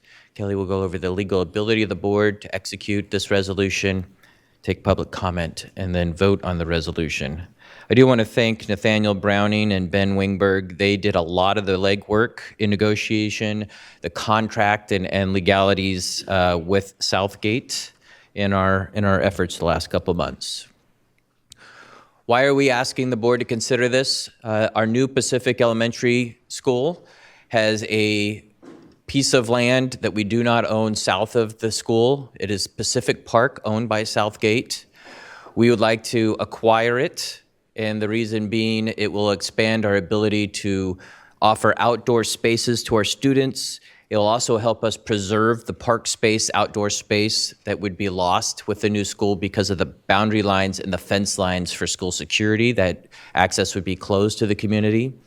And this will allow us to keep access open to the community through our gate and fence process. Sac City does not use the Perry Avenue field. It is just a green field that Southgate is intending to keep as at for the time being. Perry Avenue is next to Fruit Ridge Elementary School, and Pacific Park, as I mentioned, just south of Pacific Elementary School. Ms. Kelly. Good evening, board members. So this is kind of a unique area under the Education Code in terms of process for an exchange with another public agency. We currently have in the Ed Code section 17536, which expressly says that a school district can swap land with a private entity, but it doesn't actually say that you can swap land with another public agency, which of course is absurd.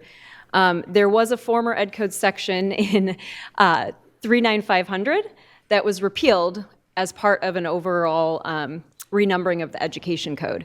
But the important piece of that is that when the legislature repealed those sections, they expressly said, and this is in the legislative history, that they were not intending to remove that authority and that they were just replacing it with the more general, what we call permissive Ed Code section. So that's 35160, that more or less says the board can take action as long as it's not inconsistent with any other provision. And so based on those, based on that legislative history, we are confident that this is absolutely something that the board is still authorized to do.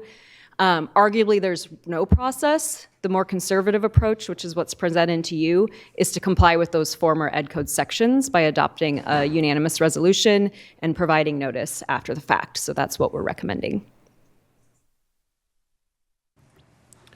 Thank you. Public comment? No, sir. Thank you. Board discussion.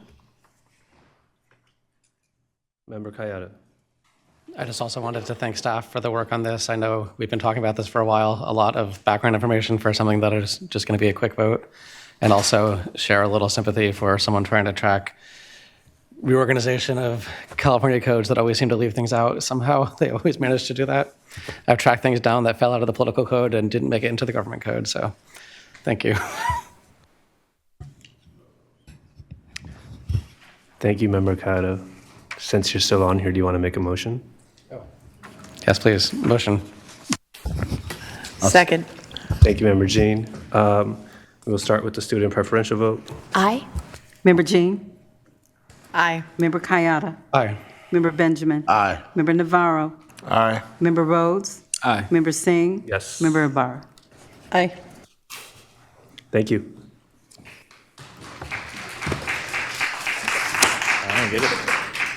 I don't usually get a round of Wow, applause that's for such amazing. a resolution passing. I appreciate everybody. That's awesome. 10.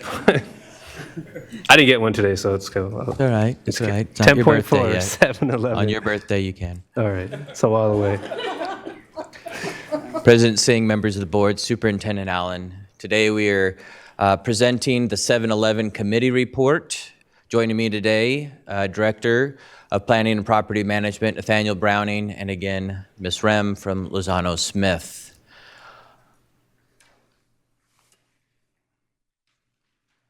Overview of why the 7-11 committee was formed will be discussed. The board's role in property management and real estate action. Committee process and report summary will be provided by Mr. Browning, and then we will be asking the board to conference discuss the committee report and also provide some ideas and direction to staff to bring back in May for consideration for a vote. Today is not an action item. Overview of the facilities request in 2024, just about 10 months ago, we asked the board to create a 7-11 committee, which is set up in Education Code, to look at 4 properties: Fruit Ridge Elementary School, Maple Elementary School, CP Huntington Elementary, and the 24th and Florin property, which is an old automotive dealership. The committee evaluated these properties and needed to choose whether it had an instructional purpose, and we chose these properties for the lack of a district program and the cost to the general fund. Thank you. So as Mr. Ralston just said, last year the board took action to appoint a 7-11 committee that was pursuant to this Ed Code section 17388, which says that prior to sale, lease, rent, or rental of excess real property, the governing board appoints a committee to advise the board regarding disposition of that property. The reason we mention that is we just want to make clear to everybody that the role of the committee is advisory. They are formed and appointed by the board in order to advise the board on these issues related to a potential sale or lease of property, but it is not meant to usurp the board's discretion and authority to make decisions on those matters. And so that's just kind of a reminder of their role and the board's role.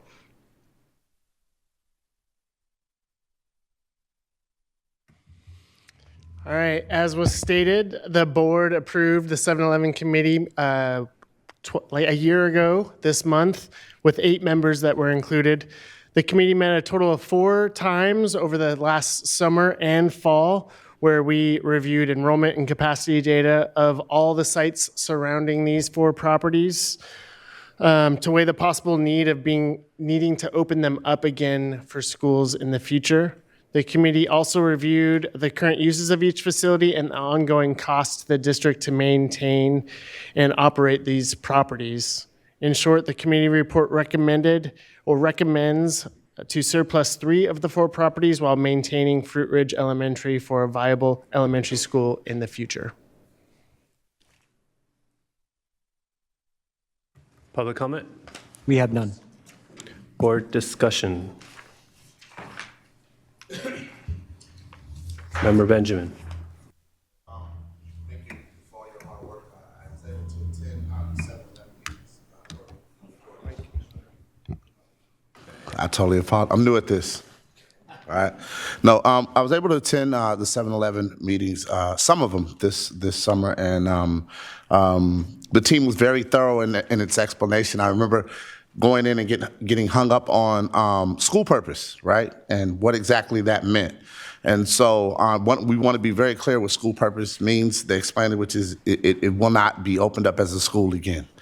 So that was something, once I was able to get clarity on, I was able to kind of, see things for what they were. And so with that, I'd just like to say that the team did a very good job in explanation, and thank you. Member Jean? I almost didn't turn my mic on. Can you explain what surplus means? That if 3 of them are recommended for surplus, what are the next steps? What does that mean? So the next steps would be us coming back in the board voting on to determine that they are surplus. Surplus means no more use to the district. So it would be us declaring they have no more use to the district, and then the conversation would be, so what do we do with this next? Yes. So there's no recommendation on what to do. There's just a recommendation on the surplus at this time. The committee report does have recommendations, ideas from the committee just for consideration for all 4 of those properties, but they did recommend surplus to 3 of the 4. All right. Were there any, could you give me just a little bit of what are the factors that went into deciding why those 3 and not the 1? The one that is identified by the committee to not be surplus is they believe that there's enough enrollment after Director Browning showed them student addresses in the system in that space. I think we were at 150 or so inside the old Fruit Ridge attendance boundary, which is now made up of Oak Ridge and Father Keith B. Kenny. The other 3 sites did not have any enrollment addresses, more than maybe 10. So the predominant factor was potential enrollment. Potential, yes. Some committee members believe that there was future potential. All right. Thank you so much. Thank you. Member Kayada. So I have a couple questions as well to understand it, and I unfortunately couldn't attend. Well, first of all, I guess I would be remiss if I didn't thank the 7-Eleven committee appointees for the hard work and really getting into this. Absolutely. They are. Some of them are here in the audience participating today. And I know some other ones are watching, including my appointee. So let's see.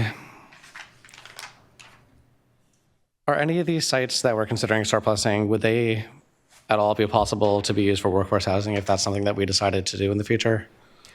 The properties could be discussed by the board and direct staff to find possibilities for that. As they currently are, staffing falls under the Division of State Architect jurisdiction, just like students would, and the current properties would not meet EB4, which is basically the seismic retrofit, make it accessibility, and 50% cost of the work versus the value of the property would mean it would be cheaper to demo them and rebuild. Okay, and then, so Fruit Ridge, I think just, to make sure we recognize this, it's currently being used as a community collaborative. It's not being used as a school and it's not sitting empty. That is correct. The community collaborative is currently operating at Fruit Ridge. Okay, so I did understand the answer to Member Jean's question that potentially we might need it for a school one day, but let's say we are keeping it as a collaborative. Is it possible to either develop some sort of housing there or maybe some other use that makes a full use of the site while keeping the collaborative there at that space? I would have to come back to answer that question. It's something Yeah, we will take, basically, as you're asking, we would go back now, and that's what we bring back as some ideas for you in May. Okay, and I'm asking these questions, and I appreciate that, this will be part of the consideration. Because once we surplus it, and if we do end up selling it, it's gone. We have no more options. I just want to make sure that, yes, one of the options is we might turn it back into a school one day, but there's several other things we could do.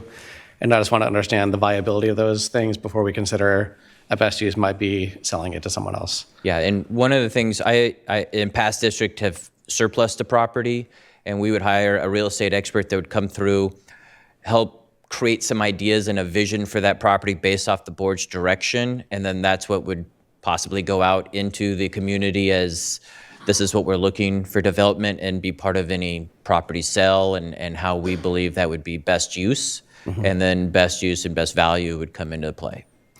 Okay, that actually teed up my next question. So the recommendation for Huntington would be to try to do a specific use in terms of housing with a park and all that. Is that something that if we surplus it, we can actually require that if we work with someone we sell it to, or is that just kind of like a nice to have? Just repeat the question. I want to make sure I understand it. So the recommendation for Huntington is to sell it to a residential property developer who would include green space, such as a neighborhood park or maybe another community amenity. So is that something we could actually require as terms of selling it after it goes through the Surplus Land Act? I think possibly. The thing to keep in mind with, there is still a process that has to happen before sale, which is competitive bidding and or seeking a waiver to have a more flexible process where you would accept proposals instead of hard bids. And so as part of that sort of a process, RFP, request for proposal process, you could put some parameters around what you wanted to see in those proposals. I also think that the city, who ultimately would approve that residential development, might have also requirements that would go into play around those types of things. Okay, so essentially if we were to decide to sell it, we could choose someone to sell it to who shares our vision. I think I would say you can take more into consideration if you were to have the waiver in place.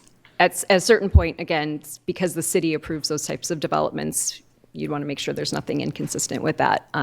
That would have to be given thought. Okay. And then in terms of the Surplus Land Act in general, just want to make sure I clarify the process. And I guess I'm asking as a question. So just because we surplus it doesn't mean we need to sell it. And just because we start entertaining bids to sell it doesn't mean we need to accept a bid. So all this, we can go down this path, and if it's not working for us, we can always just not sell it and keep it, right? That is correct. Okay. Absolutely. Sorry, I don't like asking questions where I know the answer, but I feel like it's important that people understand that any action we take is not final action. And then let me see.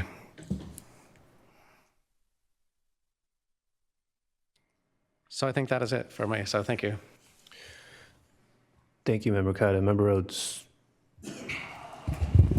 Thank you for the presentation.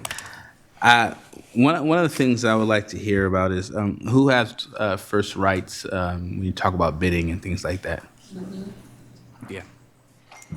So before you get to competitive bidding, there's sort of this statutory noticing process that we refer to, and it's a whole bunch of different entities that get noticed. Some get it directly through a written notice, some get it through newspaper publication, but it's depending on the type of property. If the Naylor Act applies, then you may have to offer those properties for park and recreational purposes to the city, the county, the park districts, and things like that. Beyond the Naylor Act, then offers go out to, again, the city and the county, as well as the Department of General Services, the CSU trustees, the UCs. It's a whole list of entities. And again, some of them get the notice through the newspaper publication, and some of them get it through direct noticing. And then they have a certain amount of time to respond and let the district know if they're interested. And with the exception of the Naylor Act entities, the requirement really is just to negotiate in good faith with those interested entities. They don't necessarily have an absolute right to purchase or lease your property. And if you're not able to come to a purchase price or a lease price, then you can move on to the competitive bid or RFP with a waiver process. Right. Yeah, and with the City of Sacramento current budget, I doubt they would bid. Other question that I have is if there are entities, nonprofit entities or other entities that show interest or have been working with the district previously and have a structure already built out in those spaces, what does it look like for those people to have options of purchase?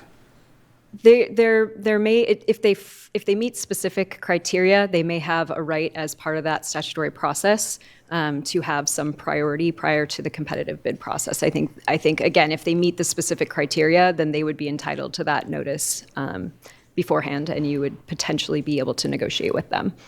Wonderful. And then for those type of entities, how would our board creatively think about a model that consists of services and housing? So if there's current services that are being held at a site, how do we do something to where, kind of like a mutual housing model, to where you provide services for residents and community while also providing housing? How would we be able to structure something like that to where is it a 90-year lease with the occupant that's already, or the nonprofit that already works there, and then bidding out the land? Like, what does that type of creative strategy look like? I think that's probably something that would kind of need to be worked through. I don't know if that's sort of the kind of thing we might bring back. Can the board do something like that? Is that in our will to be able to do, or direct staff to look into? Certainly to direct staff to look into, yeah. Cool. Okay, yeah, I think that for me, I think that we have a huge opportunity to really assist with one of our biggest needs in our city, which is housing.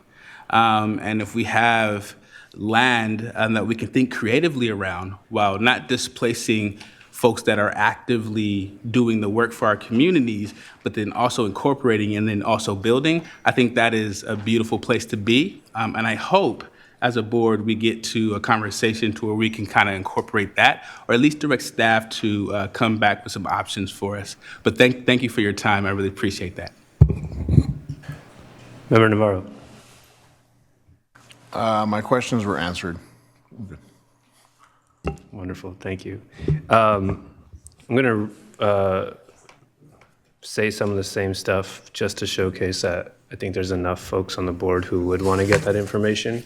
So I've said this last year, probably the year before, I have a deep desire to understand how we can build housing on our vacant spaces, our spaces that are up for reuse or different uses. I like the idea of allowing nonprofits to continue using some of those spaces. You know, I'm not a designer, but I can imagine there can be building space downstairs and housing upstairs, right?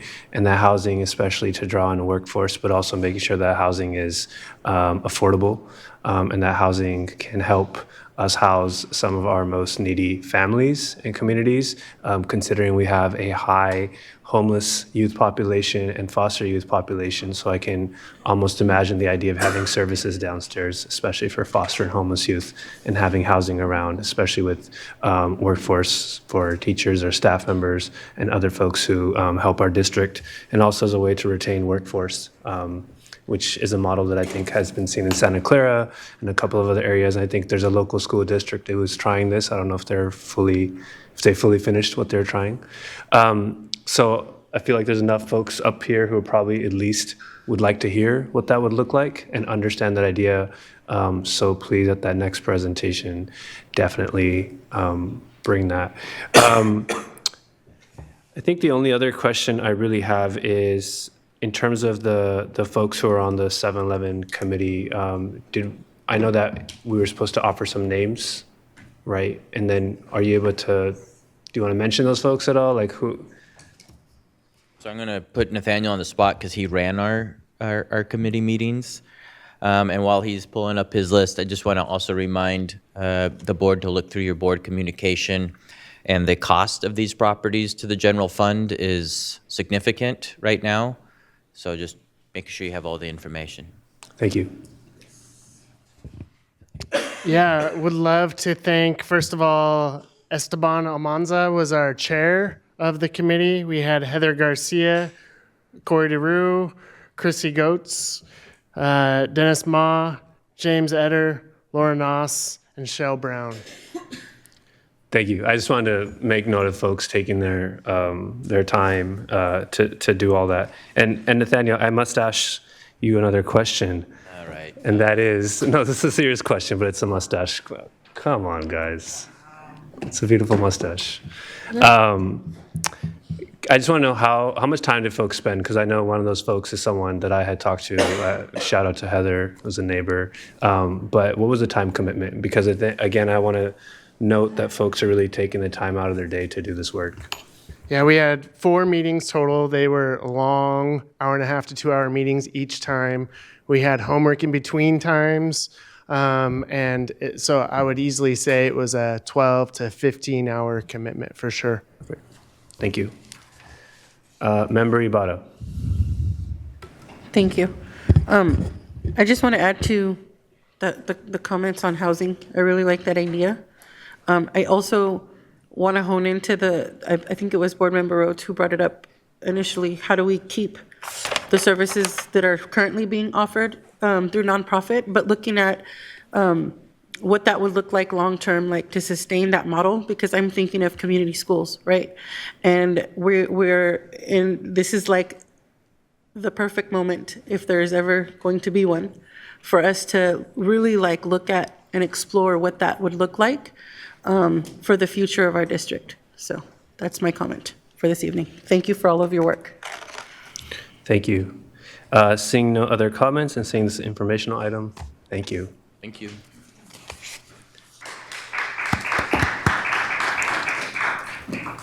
Item 10.5, Summer Matters, update from Manpreet Nang and Dr. Leslie Hernandez.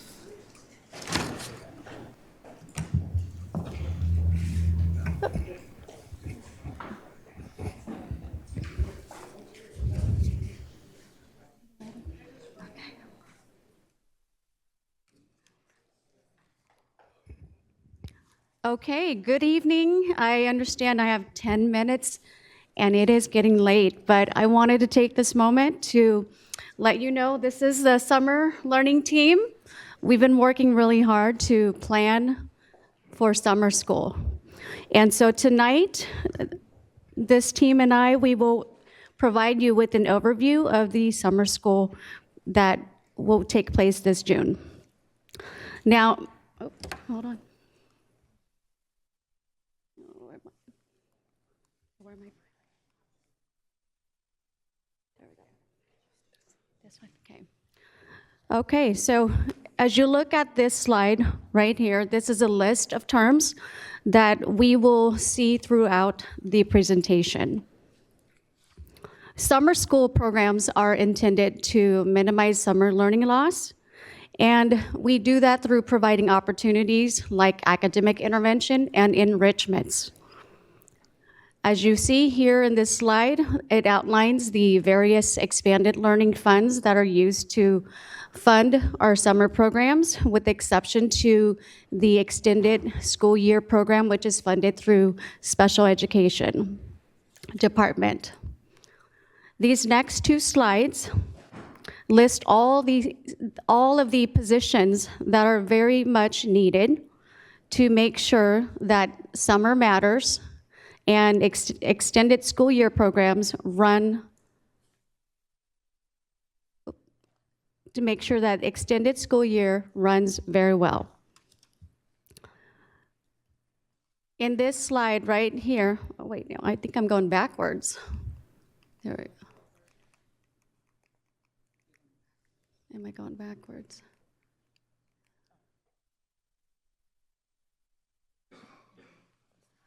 Okay. There we go. I am so sorry. Okay, so this slide right here, slide 7, it lists all the programs, dates, and times that will take place this summer.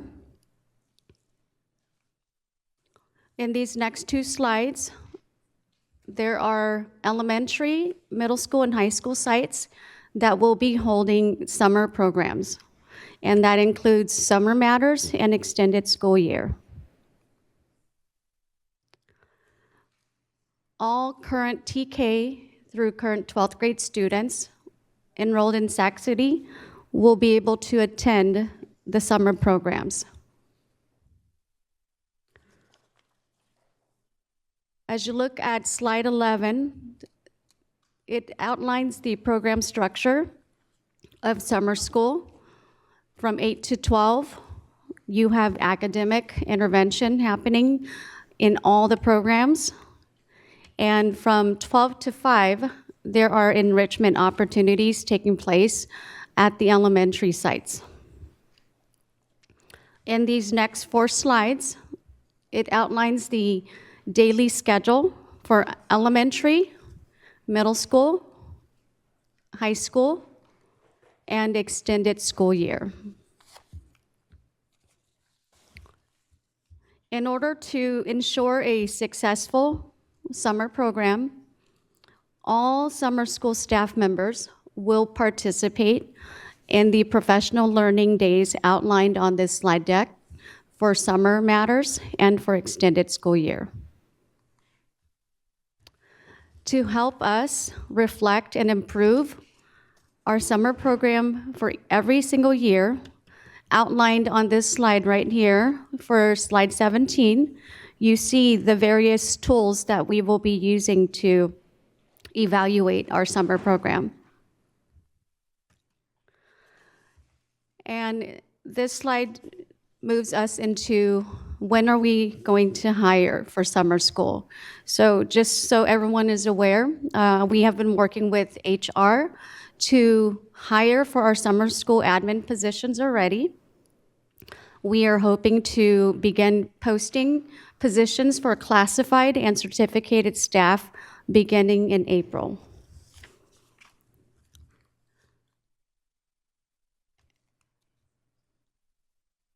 And we have been working with the communications department to finalize summer school communication that will go out in various forms listed on this slide deck so that parents are informed of enrolling their students for the various opportunities that would be available during summer school. Communication right now is going to be going out to the families via the various platforms right here on March 31st. And finally, summer school enrollment. So we've been getting a lot of questions. When does summer school enrollment begin? The Summer Matters online application will officially open April 1st to April 30th for Summer Matters TK8. At the high schools, they have been pre-identifying students because it is for credit recovery. They've been working with their counselors to identify students that are in need of completing their credits. And then ESY students are also identified for ESY through the ESY process. So, again, summer school enrollment will begin April 1st through April 30th, and the windows will officially close on April 30th, okay? And that concludes our presentation for tonight. Thank you. Thank you. Public comment? No public comment. Board discussion? Member Ibarra. Thank you for this very information. There's a lot of information here, but it's a lot of good information, so I appreciate that. I just have a question, I don't know if it's a question or a suggestion, but we have heard quite a bit of public comments come in around registration, and then this evening we were given some very useful information. I don't know where I put my paper at, but I think that it might be useful for me, I can't speak for everybody on the board, if you all are logging what it is that you're hearing from folks that the problems are, so that we can see how we can better support and whatever if it's procedural or, is it systems, like what do we need to look at so that you're getting the supports that you need, because this is incredibly overwhelming work. When I think about registration and all of the applications coming in, all of the phone calls coming in, all of the emails coming in. So I know that there's a challenge there, but it's hard for me to kind of like support in being part of the solution if I don't have a clear understanding from you all what it is that's coming up. And I hope that makes sense. It does make sense. Thank you. We look forward to collaborating with the board more often. Thank you. Member Rhodes. Hello, guys. No, I always like you guys come up here and presenting because it feels like home. I literally come from the space and working in after-school program and extended learning, and so it's really cool to always see what you guys do and see the impact and understand that what you guys do is so important to our families across our district. I have one request, that on your professional development days, or your in-service things, that you invite us, that you invite us to be able to come and be part in any way you see fit. But I would love to be a part. I'm sure my colleagues would as well. Thank you for saying that, we will be holding our in-person pre-service trainings at Hiram Johnson High School this year for summer matters and extended school year. I'll make sure to let you guys know exactly what we need you guys to do, okay? Beautiful. Thank you. Thank you. We had a fire picture with Mudbreed, but that was like 2 years ago. We can do it again. Member Kayada. So in terms of certainty about having a place for your kids to go in the summer, we had a lot of that from parents at a school that's not going to have the program this year for other reasons. But if someone applies for this program, are they guaranteed a spot, or is there kind of like a maximum capacity, and is there a wait list? Like, if this is your plan for your kids so that you can keep working during the summer because our jobs don't have a summer break, will you have a space? So we actually have not, so I've been in this position for 2 years now. We've not turned away any students. As far as capacity-wise, this year we are enrolling students up to about 120 per site. So there's plenty of space for students and these programs are community-based programs. So it's open to everybody. You do not have to attend the school that you are closest to. You might be at grandma's, right? You can attend the school over there, right? But you have to be one of our students though, right? Yes. Okay. And then just one question, maybe this would be for superintendent, but especially given that our summer was short last year and it's going to be short again this year, there's been some concern, like, are teachers going to want to sign up? Are we going to have enough staff, or are we going to have, a summer school classroom that doesn't have a teacher? So do we have plans to make sure we'll be fully staffed, that you'll have a fully functional classroom? It's not just going to be daycare? So I will start with summer school administrators.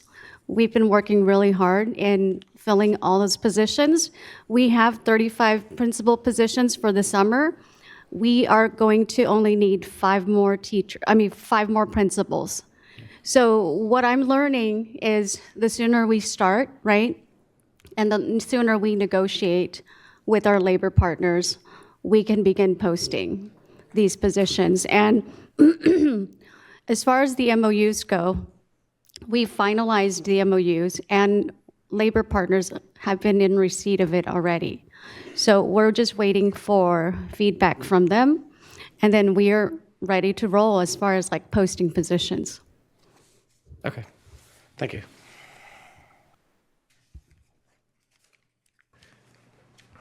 All right, seeing no further comments, thank you so much. Thank you.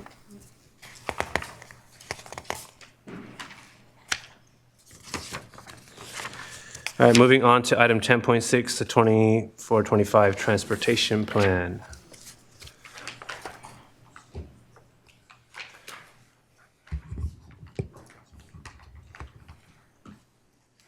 Good evening, folks.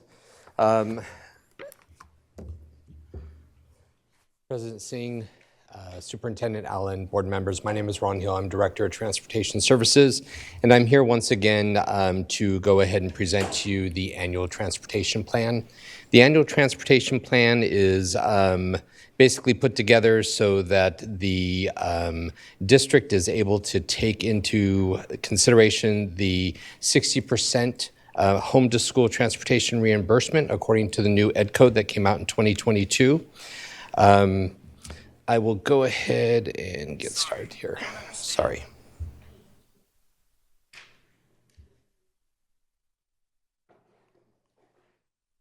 I apologize.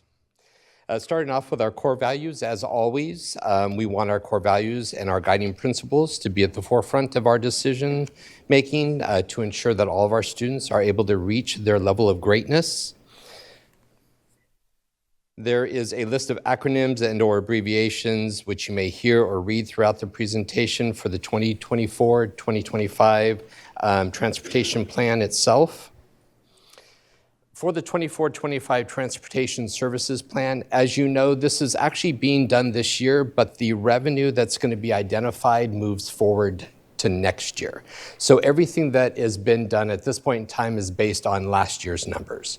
So the transportation plan itself, for the district, we continue to still provide general education transportation with 9 buses serving our elementary schools whose walk paths have been obstructed either by a railroad crossing or perhaps an freeway on-ramp.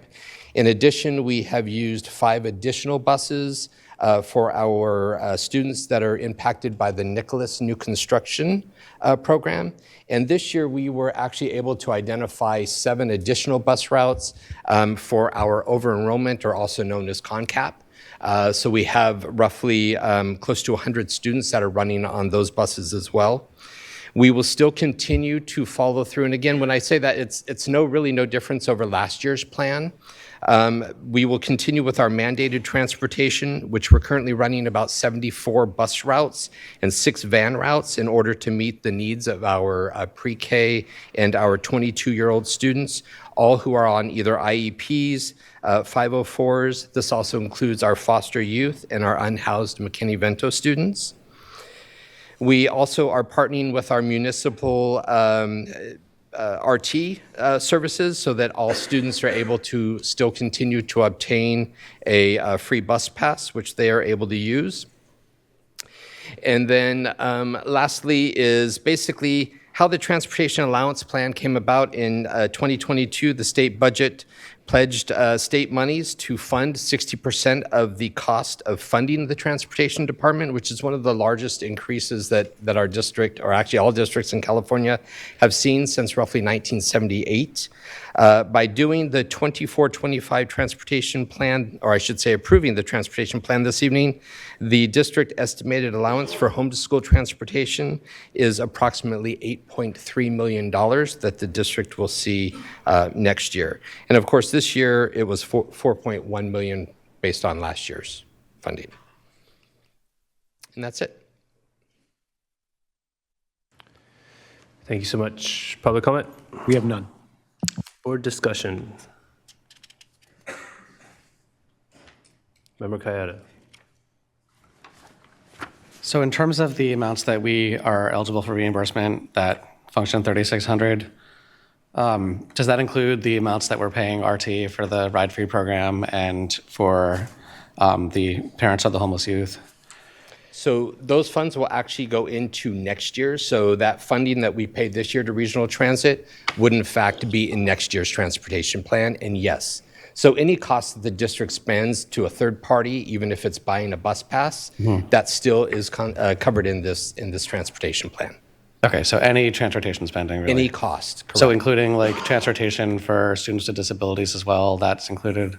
Absolutely. So you'll see, I mean, based on the increase, we had some contracted services that we utilized this year to be able to meet all of the needs. That full amount is included in this. Okay. And then just to be fully clear, so we paid $250,000 last year to RT, that we're going to get 60% of that back? That is correct. Yes. Okay.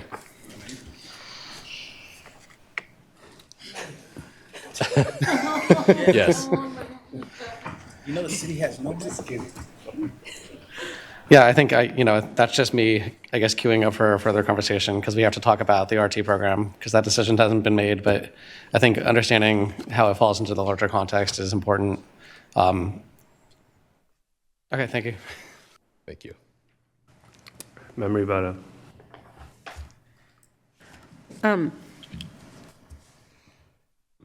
So my comment is more for us as a board, given the information that you just shared, Ron, which thank you very much for this info. And then also the information that we heard earlier from Chris when he was presenting, when he talked about the surplus list, the one that was taken off was Fruit Ridge, and they looked at numbers. I want to highlight something here. Prior to COVID, all of those kids, all of those families who were Fruit Ridge families, they were bused to either Oak Ridge or Father Keith McKinney. And then after COVID, we no longer provided that transportation. So right now, there's a bell ringing for me because we just heard that the number of students that still reside in that area is high enough for us to say we're going to pull this from the surplus list. We need to remember those families also need transportation. So those are my comments for this evening. Do you want to speak to that? Do you want to speak to that at all, Ron? I just wanted to know if the board needs any more clarification on that comment about prior to COVID. Okay, all right. I just wanted to make sure. That's why. Okay. Yes. All right, thank you. My only question or comment is actually generally around process. So we had a family ask about protocols for our bus drivers in case there is a immigration enforcement agency waiting at a bus stop. So it'd be great if you could tell us what our protocol is so we can get some clarity. Sure. So right now, I understand that our district is in the process of putting those new policies and enforcements together. But as the school bus itself, it is a misdemeanor for anyone to board that bus at any time without the permission of that bus driver and upsets or basically disrupts that route. Our current policy is any driver that has concern with, as they're approaching a bus stop, we do deal with situations where perhaps there's parents that are, in a confrontation. Drivers will not stop. They'll continue on. They'll call into our dispatch office. We'll notify the principal. We'll notify Safe Schools. But that bus is generally going right into the school site. We're not going to do any more with it. If we need to go back, then we wait until we have that clearance to go ahead and do so. But yeah, I think that's a really good question. And my staff met this afternoon to basically go over and really, I think during spring break, we have some training that we're going to be doing, and that really needs to be that area that we need to look at so that everybody understands.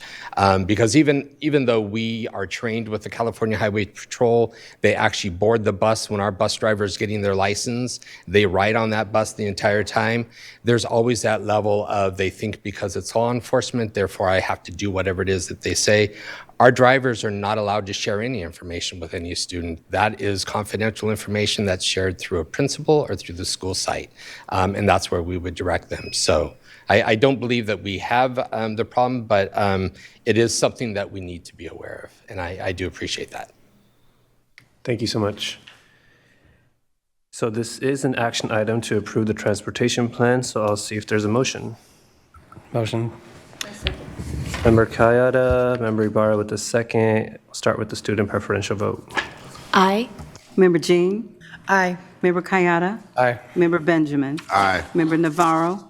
Aye. Member Rhodes? Aye. Member Singh? Aye. Member Ibarra? Aye. Thank you.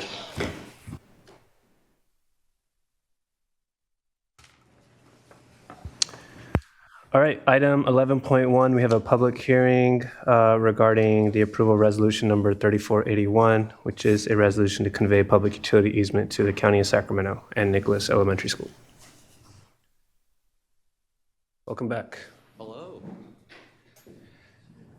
Staff is asking the superintendent recommend to the board to approve the resolution to offer the easement for the Nicholas project. You have public comment? There is none. Gosh, why not? Board discussion? I'm going to move. I'll second it. All right. Student preferential, we'll skip. Member Jean? Aye. Member Kayada? Aye. Member Benjamin? Aye. Member Navarro? Aye. Member Rhodes? Aye. Member Singh? Aye. Member Ibarra? Aye. Thank you. Thank you. All right, next up we have going into board workshops and strategic initiatives, 12.1, staffing and FTE information mismarking. Go Bananas. No, it's not Banana Slugs. What's UC Santa Barbara? What's your mascot? Gaucho. Go Gauchos. I don't know what that is. Heck yeah, the Gauchos. Good evening, President Singh, Superintendent Allen, members of the board and community. I'm Janae Marking, Chief Business and Operations Officer. This is item 12.1, a staffing and full-time equivalent, or FTE, report which is presented to you this evening as information and a continuation of the business services show here tonight. To begin, let's highlight that we're always guided to create an environment where every student has multiple opportunities to learn, grow, and achieve success in their pursuits. An overview of our time together on this topic tonight. This presentation will provide information on staffing totals within our district. We will review a quick snapshot of our staffing trends over the last few years and highlight changes in our workforce. One quick note for anyone unfamiliar, a full-time equivalent, or FTE, is a way to measure the total workload of employees in terms of full-time hours. So a 1.0 FTE means a full-time employee working the number of hours per week that is considered full-time for that type of employee. A 0.5 FTE means a part-time employee working half a full-time schedule. So 2 employees, each working 0.5 FTE, would together be a 1.0 FTE. This helps organizations like ours compare workloads, budget labor costs, and track staffing levels. We begin with a comparison of first interim financial report data from 2019-20 and 2024-25. Each interim report contains the criterion and standards pages. Those include a breakdown of staff totals by 3 specific categories: certificated employees, non-management, classified employees, non-management, and management supervisory confidential, which is essentially all other employees. You can see totals from 2019-20 first interim report data on the left, then jumping to the 24-25 first interim report data on the right. Between these 2 years, certificated positions increased to 2,260.5 FTE, classified positions increased to 1,868.7 FTE, and management, supervisory, and confidential positions rose to 337.85 FTE. Note the change to this number from what was previously reported to the board in public comments on March 12th. Upon further analysis, staff determined that the 24-25 first interim management supervisory confidential total was overstated in the report. The original FTE count reported of 386.3 included positions in all funds rather than solely General Fund 01 as is intended on this form. The corrected number for management, supervisor, and confidential FTE positions is now accurately reported at 337.85 FTE. In business services, we take full responsibility for the mistake. Immediate steps have been taken to correct the data, and stricter quality controls as well as additional training to prevent future errors is already underway. This experience has really reinforced our commitment to transparency, accuracy, and improvement of our systems as the right focus to have. This slide breaks down the assigned locations for management, supervisory, and confidential employee group in 2019-20 between school sites and departments. While departments is primarily employees at the Cerna Center, there are employees in this group technically located in a department but assigned out and work specifically at school sites. And this is true every year. Here's a look at the same information, but for 24-25. Again, department includes positions at Cerna and also some that are assigned out to school sites, just managed centrally. And now looking at the same data for the same management, supervisory, confidential employee group in 2019-20, but this time breaking down among the positions at school sites and departments, the total of each that are funded by restricted or unrestricted resources. You can see that school sites have far fewer positions funded with restricted resources as compared to departments. This is due to the likeliness of a department to be charged with implementing specialty grants or programs. Restricted funded positions are attributed to a specific resource for specific efforts. There are relative shifts each year to align with new programs that are beginning and other programs that are ending. For instance, I selected the Educator Effectiveness Block Grant as an example. It did not exist prior to 21-22.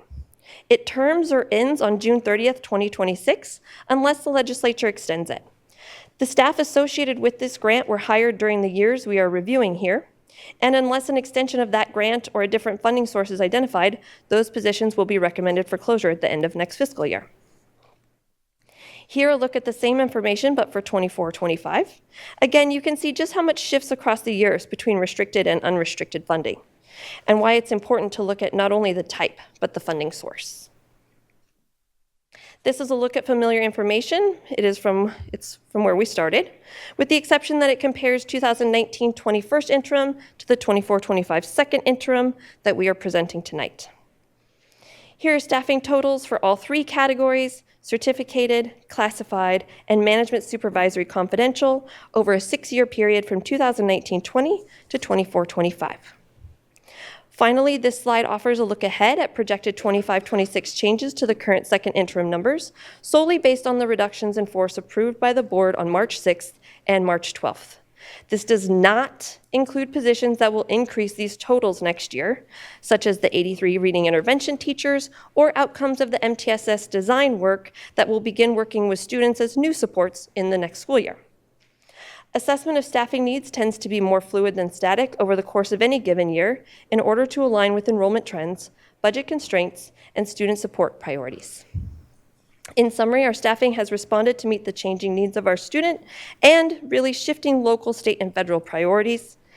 This ongoing evolution will continue each year as we strive toward a brighter future. Thank you. Thank you so much. Do you have public comment? We do not. Board discussion?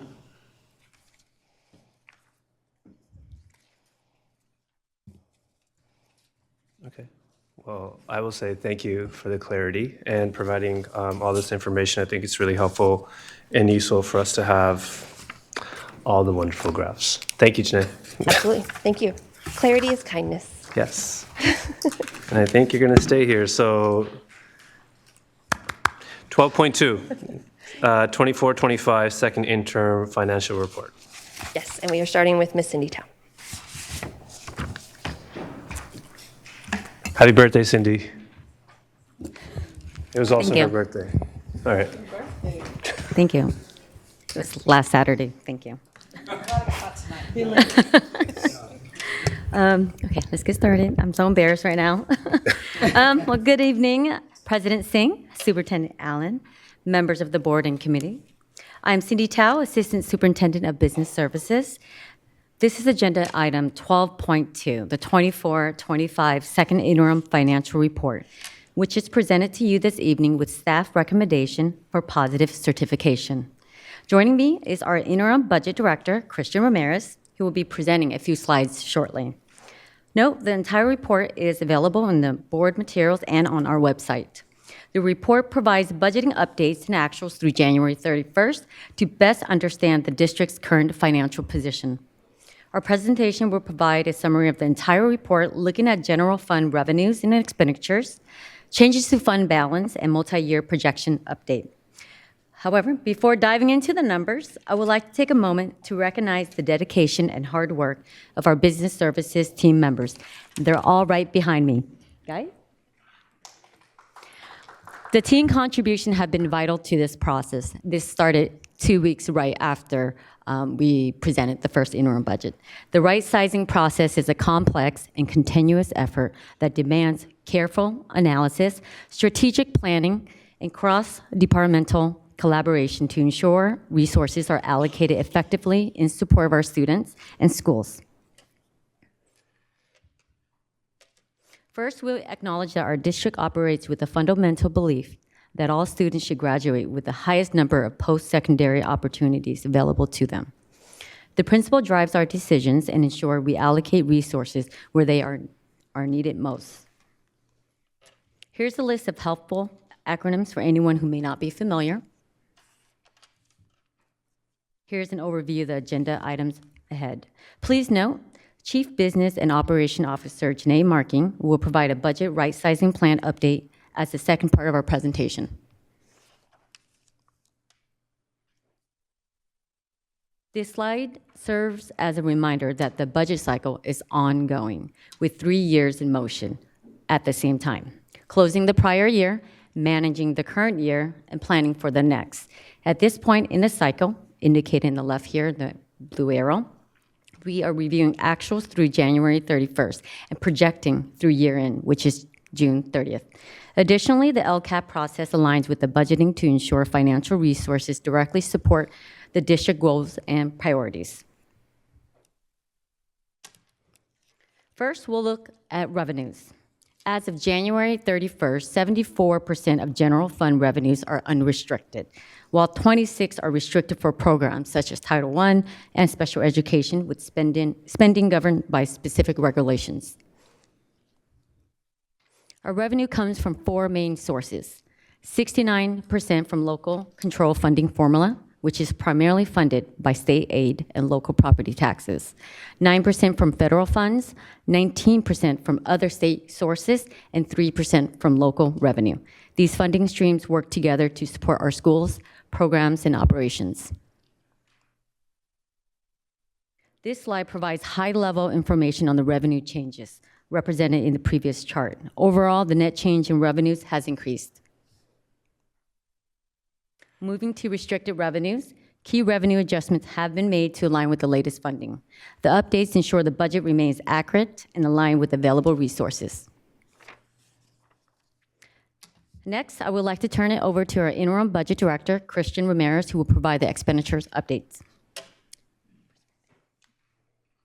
Thank you, Cindy. Good evening. My name is Christian Ramirez, and I am the interim budget director. I will present a few slides regarding expenditures for 24-25 second interim.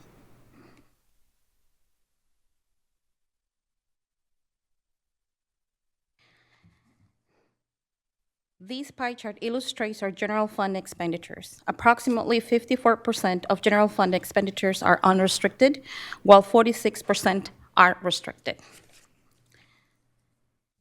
This pie chart shows both unrestricted and restricted expenditures components. Focusing on the major components, we have certificated salaries make up the 35.2%, followed by employee benefits at 25.3%, and classified salaries at 11.5%. Services and other operating expenses account for 21%, while books and supplies are 4.8%. Expenditures total $185 million, which is a slight increase of 2.88% since first interim for both unrestricted and restricted. Overall expenditures changes are outlined on this slide for unrestricted. Next slide is for restricted expenditures. Next is an overview of general fund contributions since first interim. Unrestricted fund cover excess restricted costs when program funding falls short.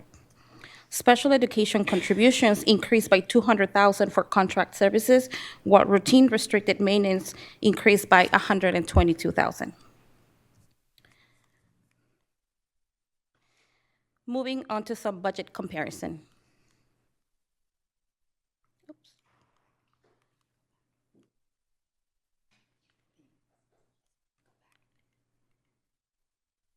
I think it went too back.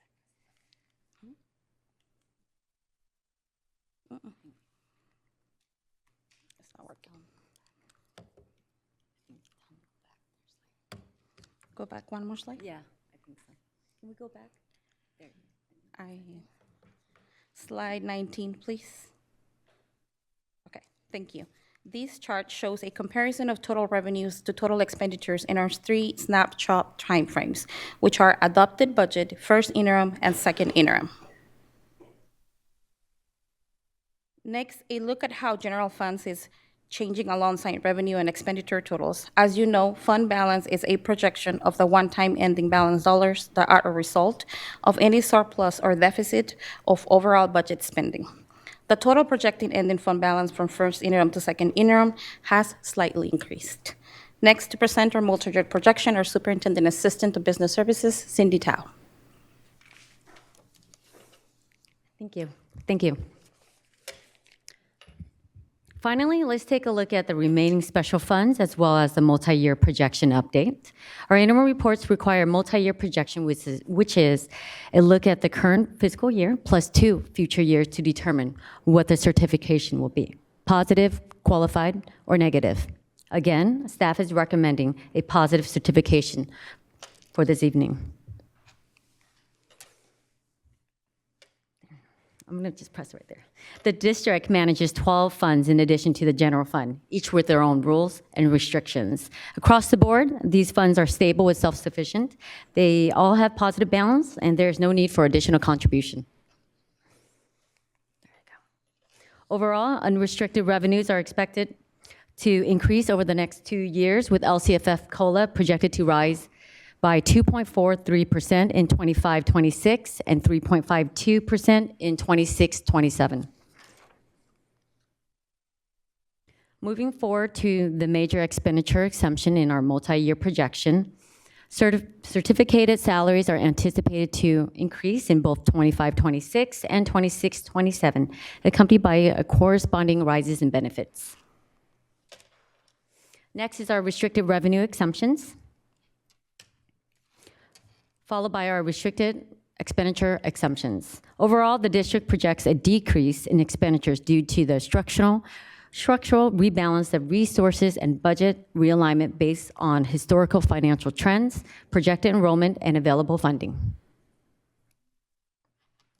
This chart compares the current year budget with projections for 25-26 and 26-27.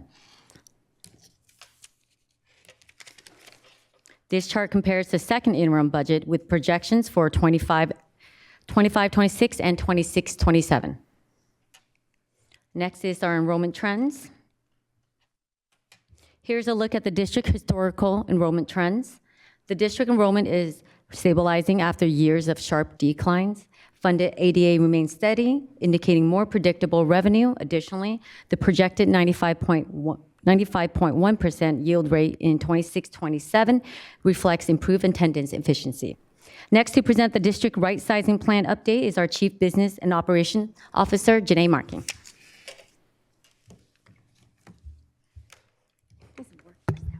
Okay. Good evening. Again, I'm Janae Marking, Chief Business and Operations Officer. Thank you so much to Ms. Tao and Ms. Ramirez. I will now provide an update on our budget right-sizing plan. Here's a quick glance at the order of our conversation for this update. First, I want to celebrate the incredible teamwork and many hours of problem solving that have got us to a positive certification for tonight. A shared vision to achieve a clear goal with feasible actions. For us, this is a reminder that what might seem impossible becomes possible when we align our efforts and stay committed to our mission. Perhaps one of the biggest components to our success was stepping back to understand the decisions that have already been made in order to improve our projections for the years ahead.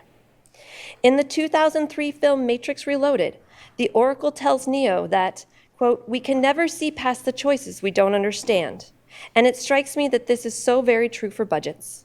We find our practice is enhanced and our numbers are better focused when we work through lack of clarity in any area. We don't project out scenarios that we have yet to understand. This has pushed us closer to where we want to be, utilizing a scalpel rather than a hammer, given the very small margins we operate on.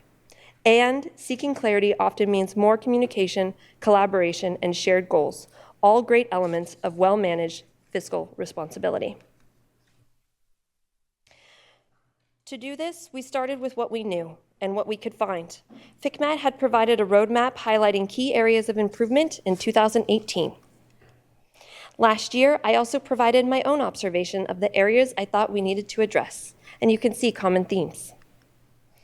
And to build our future, we made these commitments to each other. Then we rolled up our sleeves and took on the work necessary to maintain local control. The resulting positive certification feels great. It is definitely a team accomplishment. However, it is not mission accomplished. We still have a lot of work to do and many problems to solve for. In fact, we are going to solve for problems that we aren't even yet aware of.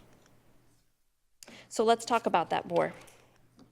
We know it's on us to ensure our own financial stability, and that effort never ends. So we must continue to highlight areas where we lack clarity and/or compliance and/or need improved systems in order to address them. A few examples of the many items that we still have to balance and account for are the number of unauthorized contractor requests that are very high, over $30 million approved so far this year. More effective use of our restricted funds, elements of the MTSS program and Special Education Action Plan, and also negotiations for labor contracts that expire this year. Each of the prior examples affects our multi-year projection. To highlight one, The red circled numbers are what we're looking at in regards to restricted funds use balancing. You can see that we are projecting an intentional shift in practice throughout the 3 years.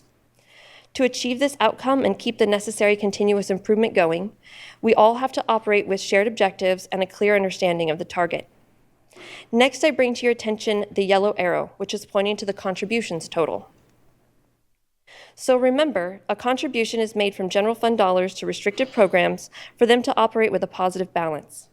This slide is a historical look at the district's annual contribution total from 2015-16 through 2023-24, as well as our projection for current and 2 subsequent years.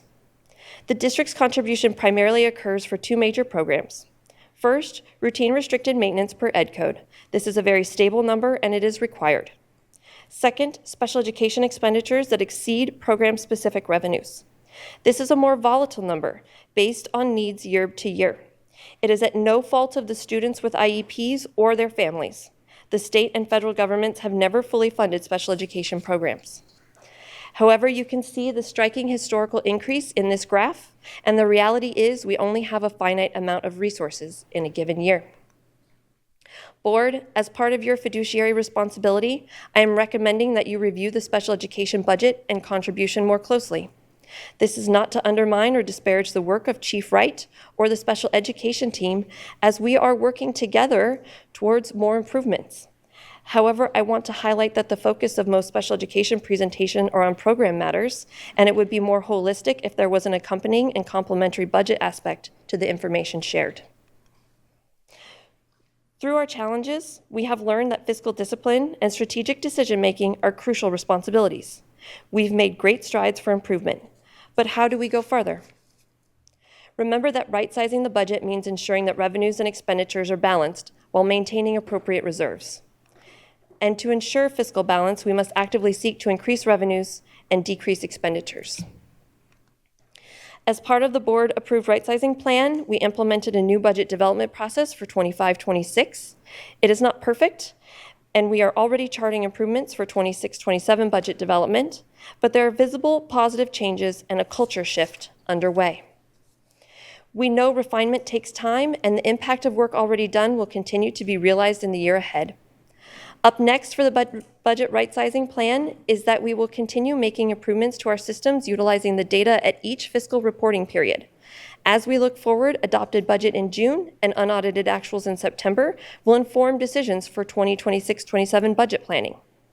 Also ahead is a recommendation for budget guiding principles to navigate the ongoing operational decisions we need to make. We will discuss that more momentarily. However, our focus is known and the cornerstone is set. Develop actionable savings plans that rely on systems of transparency and accuracy, and we keep building.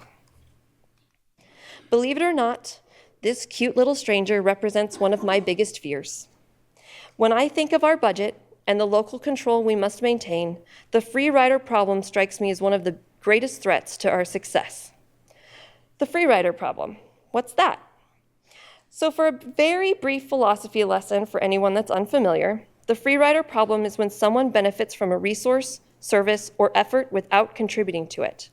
For example, if a group of neighbors pays for streetlights, but one person refuses to chip in, yet they still enjoy the well-lit streets, they are a free rider. Our SCUSD's budgetary success is at risk if too many people opt to not participate in the commitments of the group. The systems we're building might not be enough to maintain local control because not enough people are contributing. But that won't happen. We remain committed to each other, and in this, we cannot fail. As we start to wrap up, a preview of the next presentation, a document of budget guiding principles, our why, and our commitment to each other has been provided as information for consideration this evening. The elements of that document are a collection of ideas, conversations, frustrations, best practices, recommendations, and internal controls that are intended to push us farther into our positive trajectory, to enhance transparency and accuracy, and to help us navigate the inevitable decisions that accompany finite resources with nearly infinite need. For now, we celebrate clearing a big, big hurdle. The past provides many great lessons, but I don't believe we can go back in time unless maybe someone has a DeLorean and 1.21 gigawatts, maybe. But this is to remind us all that our future is ours, to make as great as we can dream it to be. I seek out this sense of hope every day. One more amazingly huge thank you to the team. I am so proud of this business services team, which is here only in part right now, but to those of you that are here, thank you. And thank you to those that aren't here. It was an incredible team effort and a job well done. With that, we respectfully request the board approval of the staff recommended positive certification for the 24-25 second interim report. Thank you so very much. Thank you. We have no public comment. Was that a no or a yes? It's a no? All right. What budget presentation ends with that much glee? I mean, It's a good. we've come a long way, and it's been a very, very hard road. And there's more to do, but we are excited to be where we are. Thank you. Member Ibarra. It's okay. Thank you so much for this presentation today. This is wonderful information that you gave us this night. I just wanted to ask for you to do some math because I'm not great at that.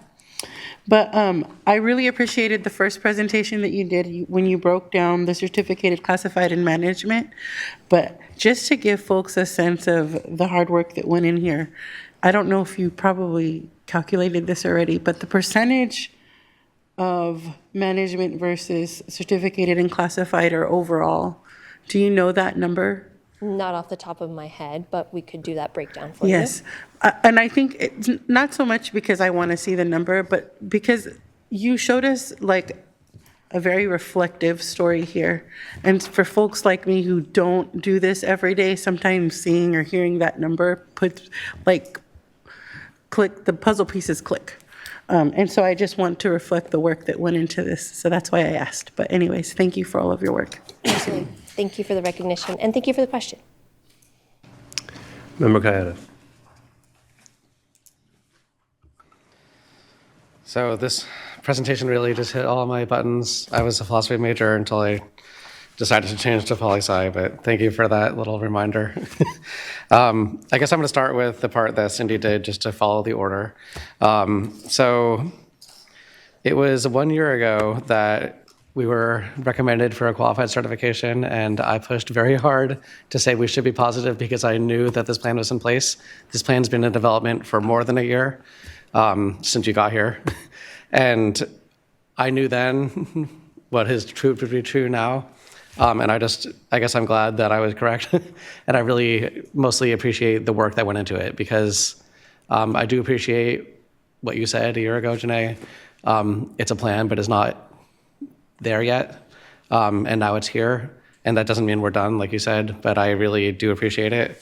And yeah, so to the other staff, I've said it before, but I want to just keep saying it. I'm not sure if I can.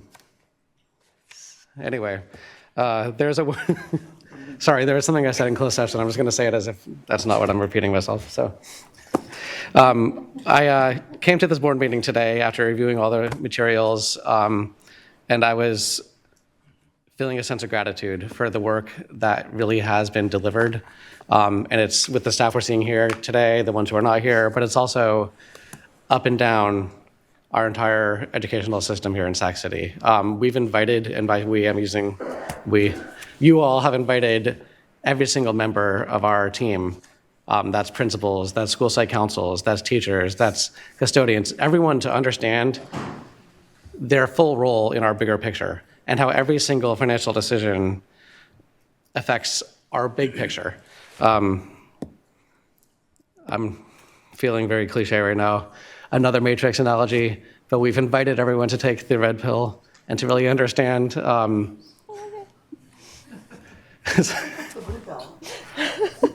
the red pill means he knows it's the Matrix, right? Yeah. So the blue pill, I guess, would be, oh, I have my school budget and I'm just going to spend it. And the red pill is my budget is part of the whole school system. And if I don't need to spend this here, that'll actually prevent problems. And it's a little dollar here, a dollar here that is able to save us. I fully embrace the concept of not coming in with the hammer, coming in with the scalpel, fully recognizing that a scalpel, you're still being cut, right? It's still pain. And positions that we've had to eliminate due to the reduction of ESSER funds or due to declining enrollment, that's not easy. But that is, I would rather have that conversation, as hard as it is, than have conversations around cutting employees' benefits or consolidating schools. And that's something we've been able to avoid by focusing on these more precise cuts and aligning our budget with our priorities. And, I think it was our counselor here who spoke earlier who mentioned having our budget reflect our priorities. And I know that we've got more work to do to make sure we're fully delivering on that. And we definitely will continue having those conversations. But I fully believe that that is the case, that every single budget decision we make is trying to pursue our priorities. And we're not always going to be perfect as we get there. We're going to make mistakes. But we have that vision in mind, and that's our true north.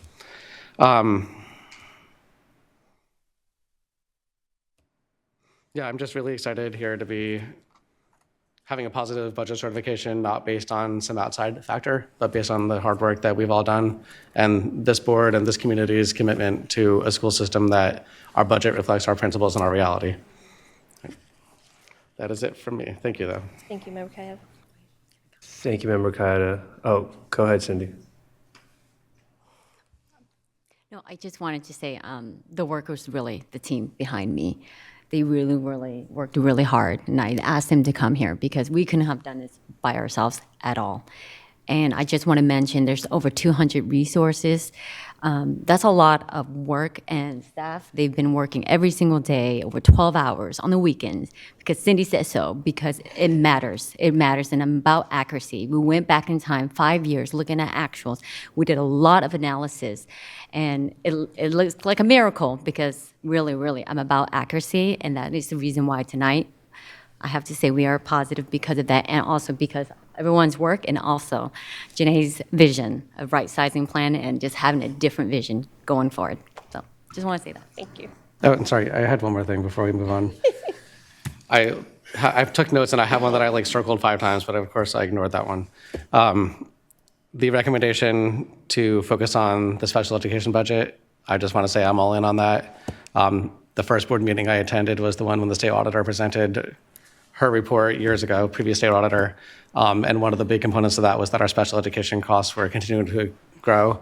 And then I compare that with the reality of my family where it's like services somehow weren't getting better.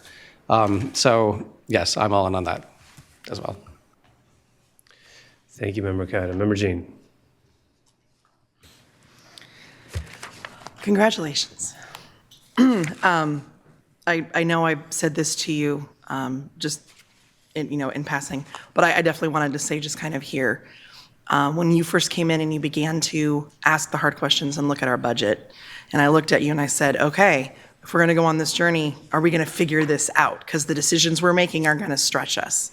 And I'm just, congratulations to get certified in the second interim, so we don't have to do a third now, right? Yeah. It's amazing. Yep. So huge congratulations. I just wanted to point out a few things or ask a few questions. Sure.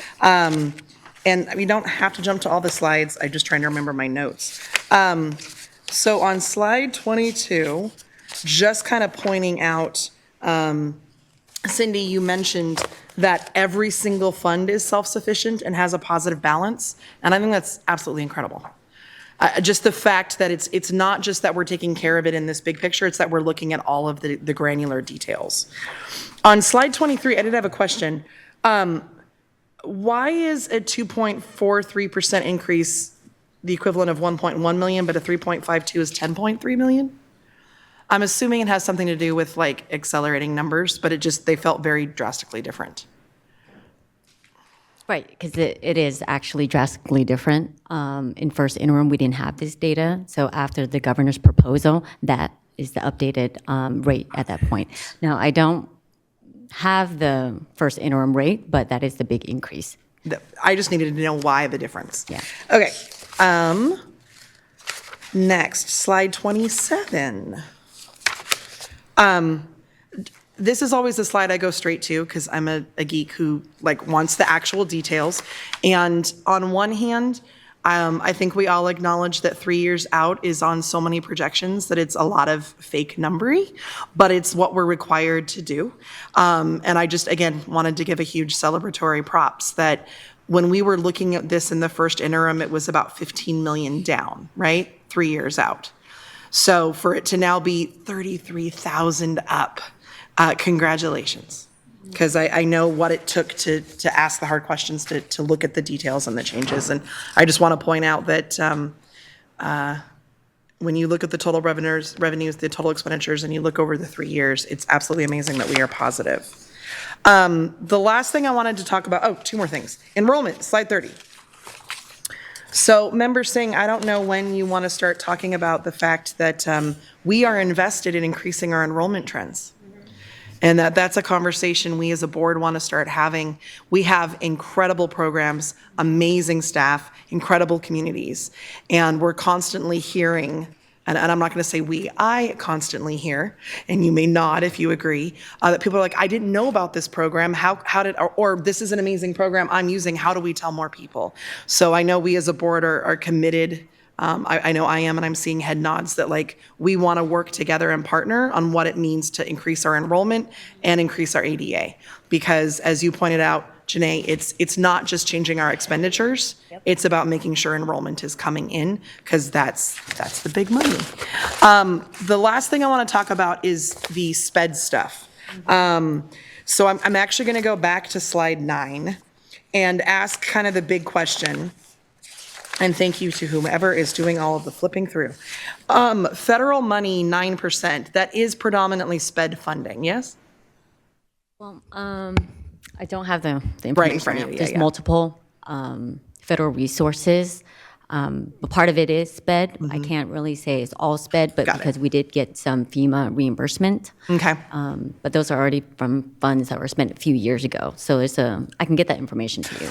I'm not super stressing. I just wanted to kind of verbalize to folks that the federal monies that come in generally do fund special education, that it is actually the 50-year anniversary this year that IDEA was passed by the federal government. And at that time, they committed that they would fund 40% of special education and the states would be asked to fund 60%. The highest it was ever funded was 17%, and that was about 4 or 5 years ago. And I'm going to ask the question, because we know there's the uncertainties and we all have to start thinking about it. What is our plan if those federal monies start changing? I mean, that's a great question. As of right now, I'm not expecting an answer. No. I'm like, I don't want to put you on the spot. Like, you have to solve this unknown problem. I also didn't want to cut you off. Please do share. Well, I really don't have any information to share. We only know what we know. Yeah. And I'm not going to stress about it because we're going to figure it out together. But I also just wanted to acknowledge that that is something we now have to start thinking about. All right, going back forward to slide 17. This is talking about the fact that because the federal is not funding SPED at the rate it needs to, and because we do have, and by the way, this is not unique to Sac City, this is every school district throughout California, it is pretty common that the special education budget, about 50% of it ends up getting funded through general fund contributions. We're looking at 123 million, and we're increasing that by 200 grand.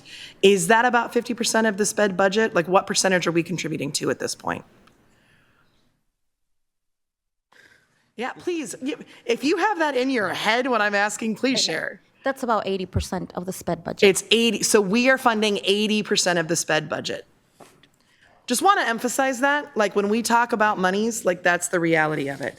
So going forward to, actually, I don't know that I have the next slide, but Janae, it was when you were talking about we have to have conversations about SPED. So I want to say, it's slide 42, there we go, slide 42. And I really appreciated you emphasizing the programmatic conversation and the monetary conversation have to happen together, because we need to know that every conversation, like the programs our students need, the resources, the staff are just vital. We also know that we are spending a lot in contracts because of the hiring crisis when it comes to the needs of our SPED students. So not only are we talking about enrollment needs, we're talking about needing to continue to be a great employer that attracts the best and the brightest to work here.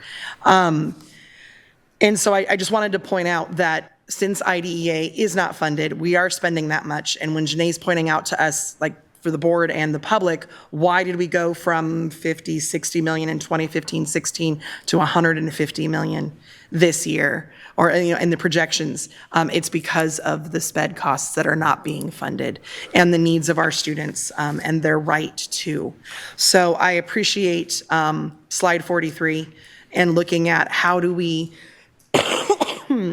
ensure that the right people are in the rooms to have the conversations about special education, that it's not siloed, that we're being, I really loved your analogy, and Member Kata said it too, like, let's use a scalpel in this, not a hammer, because our students deserve the best, and we've got to fund the education they deserve. We also have to do right by our budget. So I think that concludes. But I do want to end again on just an absolute huge congratulations to everybody behind the scenes that we don't get to see that put all this together and made it happen. You are incredible and amazing, and thank you for all of your work. Thank you, Member Jean. Member Navarro. So I want to echo my colleague here on congratulating you and the whole team. This is wonderful. I want to also emphasize that I wasn't a board member in 2018, but you mentioned the FCMAT reports, and I remember reading all that, and basically, like, they ignored all that, and so I'm glad that you actually are following those recommendations. I'm so happy. I'm also pretty pumped up about the quotations on the movies and The Matrix Reloaded, and then Back to the Future. And with that, I'll end with that. Thank you very much. Thank you. All right. Thank you, everyone, for your questions and comments. Three things. One, state funding piece. This is where I think we can strengthen, in my opinion, our policy efforts. We are, as a district, a group that just joins the general policy ideas that most districts have around. Sometimes I do find benefit if we, as a district, advocate a little bit more strongly according to the needs of our budget and our students, rather than generally advocating alongside other districts. I think there's things that we can all advocate collectively, but then when I see numbers like this, I'm like, it would be nice to have someone advocating at the state level, considering it's down the street. And we all have relationships with elected officials at that level. So it's just something, I'm adding more things to everyone's plate in case you want to do more. We can always do more. Member Jean mentioned enrollment. I have been talking about enrollment, absolutely. I want to find a way to do an enrollment campaign. There will be more ideas that come out. I want to have discussions with this board around that, maybe not tonight. But I absolutely see the benefit and the vision of us increasing that enrollment, seeing that that line continue to go up. And part of that is absolutely because we can increase funding to our district if we have more students, but also making sure that families see the benefits. Oftentimes we lose families to the private school districts, or private schools, other districts, because there's a perception that they're going to get a better education, or there's a perception that there's more resources. I believe that within the commitment that we have in our budget and our community, we are a resource-rich district for the things that we care about. And I think the things that we care about are reflected through the board's policies and ideas that we have, and we talk about that all the time. The final thing is, and I'll talk about this more probably when you bring up the next piece around the guiding principles, but the board's vision, right? So the budget representing the district goals, it's a vision to some level of what we as elected officials have, right? We want to make sure that our board policy and our board vision is shared. That's the work that we need to commit to, that I can say publicly and out loud, that is our next step, is making sure that we are building out a vision for what our goals are, what our priorities are.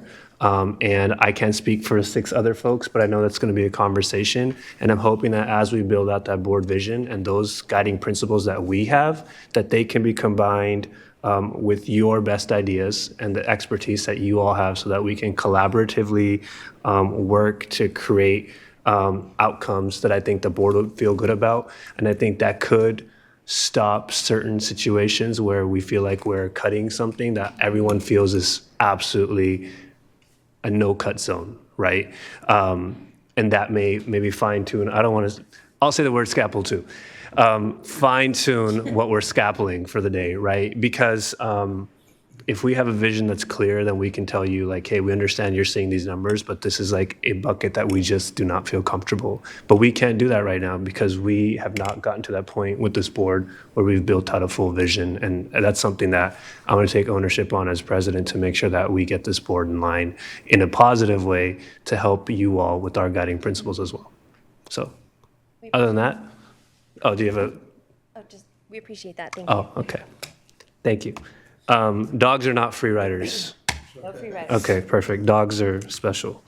With that, it's an action item. I will move. I'll see if there's a second. Second. Member Navarro, second. Student preferential vote? Aye. Okay. Member Jean? Thank you. What? Member Kayada? Yes. Member Benjamin? Aye. Member Navarro? Aye. Member Rhodes? Aye. Member Singh? Aye. Member Ibarra? Aye. Yay. Congratulations. All right, 12.3, the budget guiding principles. Yes.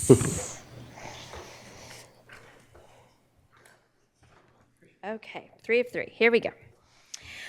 For one last time, good evening, President Singh, Superintendent Allen, members of the board, and community.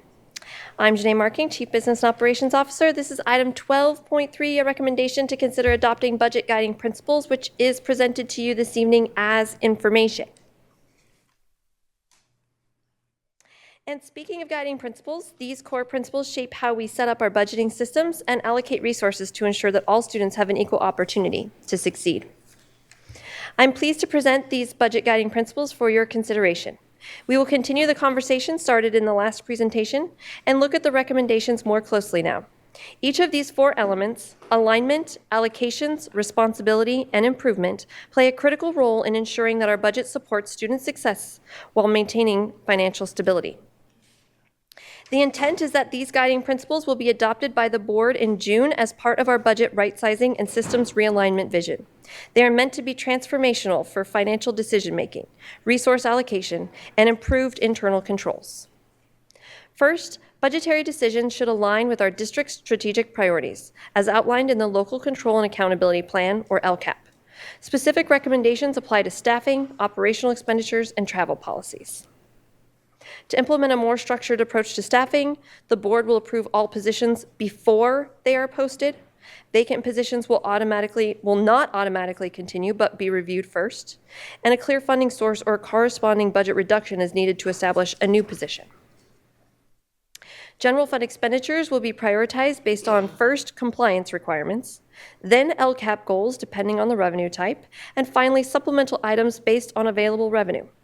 Additionally, the board will approve any unbudgeted expenditures exceeding $15,000 before the budget is increased. Leaders will need to plan ahead. Travel and conference is part of creating new opportunities for learning, both for students and staff. However, we need a more intentionally organized system and parameters.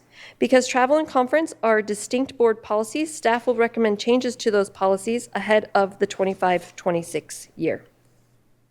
Budget allocations must ensure fair access to educational opportunities for all students. To accomplish this, the following guidelines are established.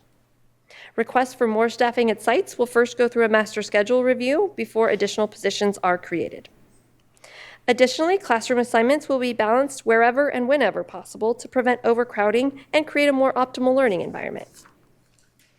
As you have seen recently, Sorry, let me restart. As you've seen recently, board staff are identifying programs where expenses exceed revenues for you to then determine strategy. Already, you have received presentations on parent participation preschool and the fee-based school age program, which together are in need of over $500,000 to balance. Tonight, you have learned that building leases are costing the general fund approximately $1.5 million. Similarly, contributions to alternative funds, separate from our primary general fund, will be transparent and presented individually for board approval. We expect these funds to be self-sustaining and not needing any sort of additional dollars to operate. However, it does occur. As early as the next board meeting on April 3rd, you will be presented with requests for contributions to some of our dependent charter schools that do not have enough revenue to cover all expenditures for this current fiscal year. Next, our commitment to fiscal responsibility ensures that budgeting decisions are sustainable. Grants and other restricted expenditures must remain within and not exceed allocated revenues, with the exception of special education. To remain on track, we must continuously seek opportunities to consolidate departments where feasible, to improve efficiency, but also maintaining internal controls. Compensation for extra time, overtime, and per diems must be pre-approved and budgeted before the manager authorizes it. To maintain costs, all contracts and agreements must follow strict oversight parameters, such as unrestricted general funds will primarily be used for compliance and operational needs. Board approval required for all agreements within 60 days of signing, which is in alignment with Resolution 3361 the board has already adopted. And with the closure of the chief legal counsel position, we should be concerned about any relief from escalating legal costs. These guidelines are to guide our use of legal partners. To ensure ongoing effectiveness, our budget process will be continuously evaluated. As part of this work, the technology department and communications departments will work to mitigate redundancies. For position control, this guideline is in all recommendations the district has received for years. We need to commit to fidelity of our system, no numbers variance between departments. And finally, we need all leaders on board with practicing the labor relations protocols from Human Resources Department. Thank you for staying with me. I acknowledge this is a lot, but again, these guidelines reflect our best attempts at systems improvement through best practices. In summary, these guiding principles ensure that our budget aligns with district goals, promotes fiscal responsibility, and supports continuous improvement. Thank you for your time, and I'm happy to take any questions or feedback. Thank you, Janae. Brian, do we have any public comment? We do not. Thank you. Board discussion? Member Kayada.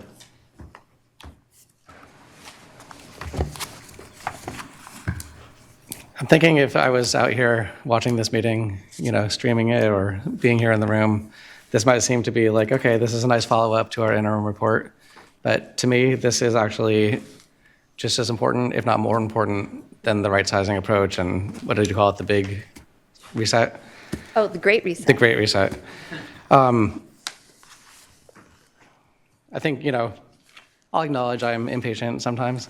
And this is when I ran for this position, these are the kind of things I wanted to see like from day one, because I'm like, this kind of,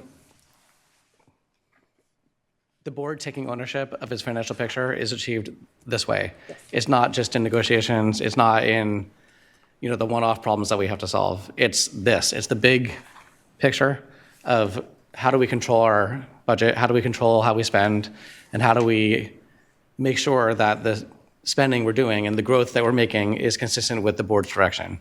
If positions are just being created by staff might be fully thinking this is what we need to do, but the board hasn't necessarily weighed on that. And this allows not just the board to have that input, but also the understanding within our school system that these decisions are policy decisions. Mm-hmm. The budget and how we spend and what we choose to invest in is a policy decision that the great people of Sacramento and a little bit of Rancho Cordova have decided to empower us to do.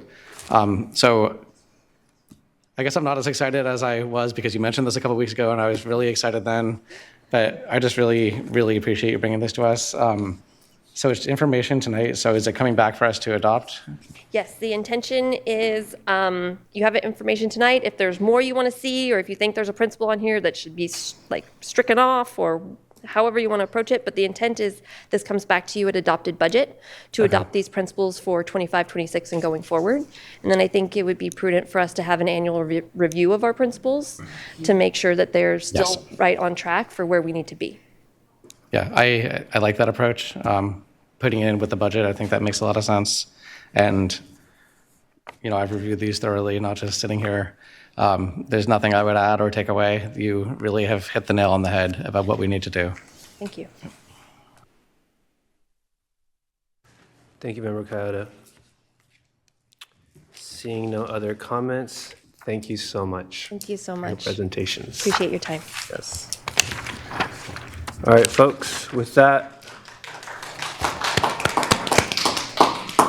future board meetings, just an FYI, we have them back to back. It'll be April 3rd and April 10th here. Someone want to move? I'm going to move to adjourn. Good night.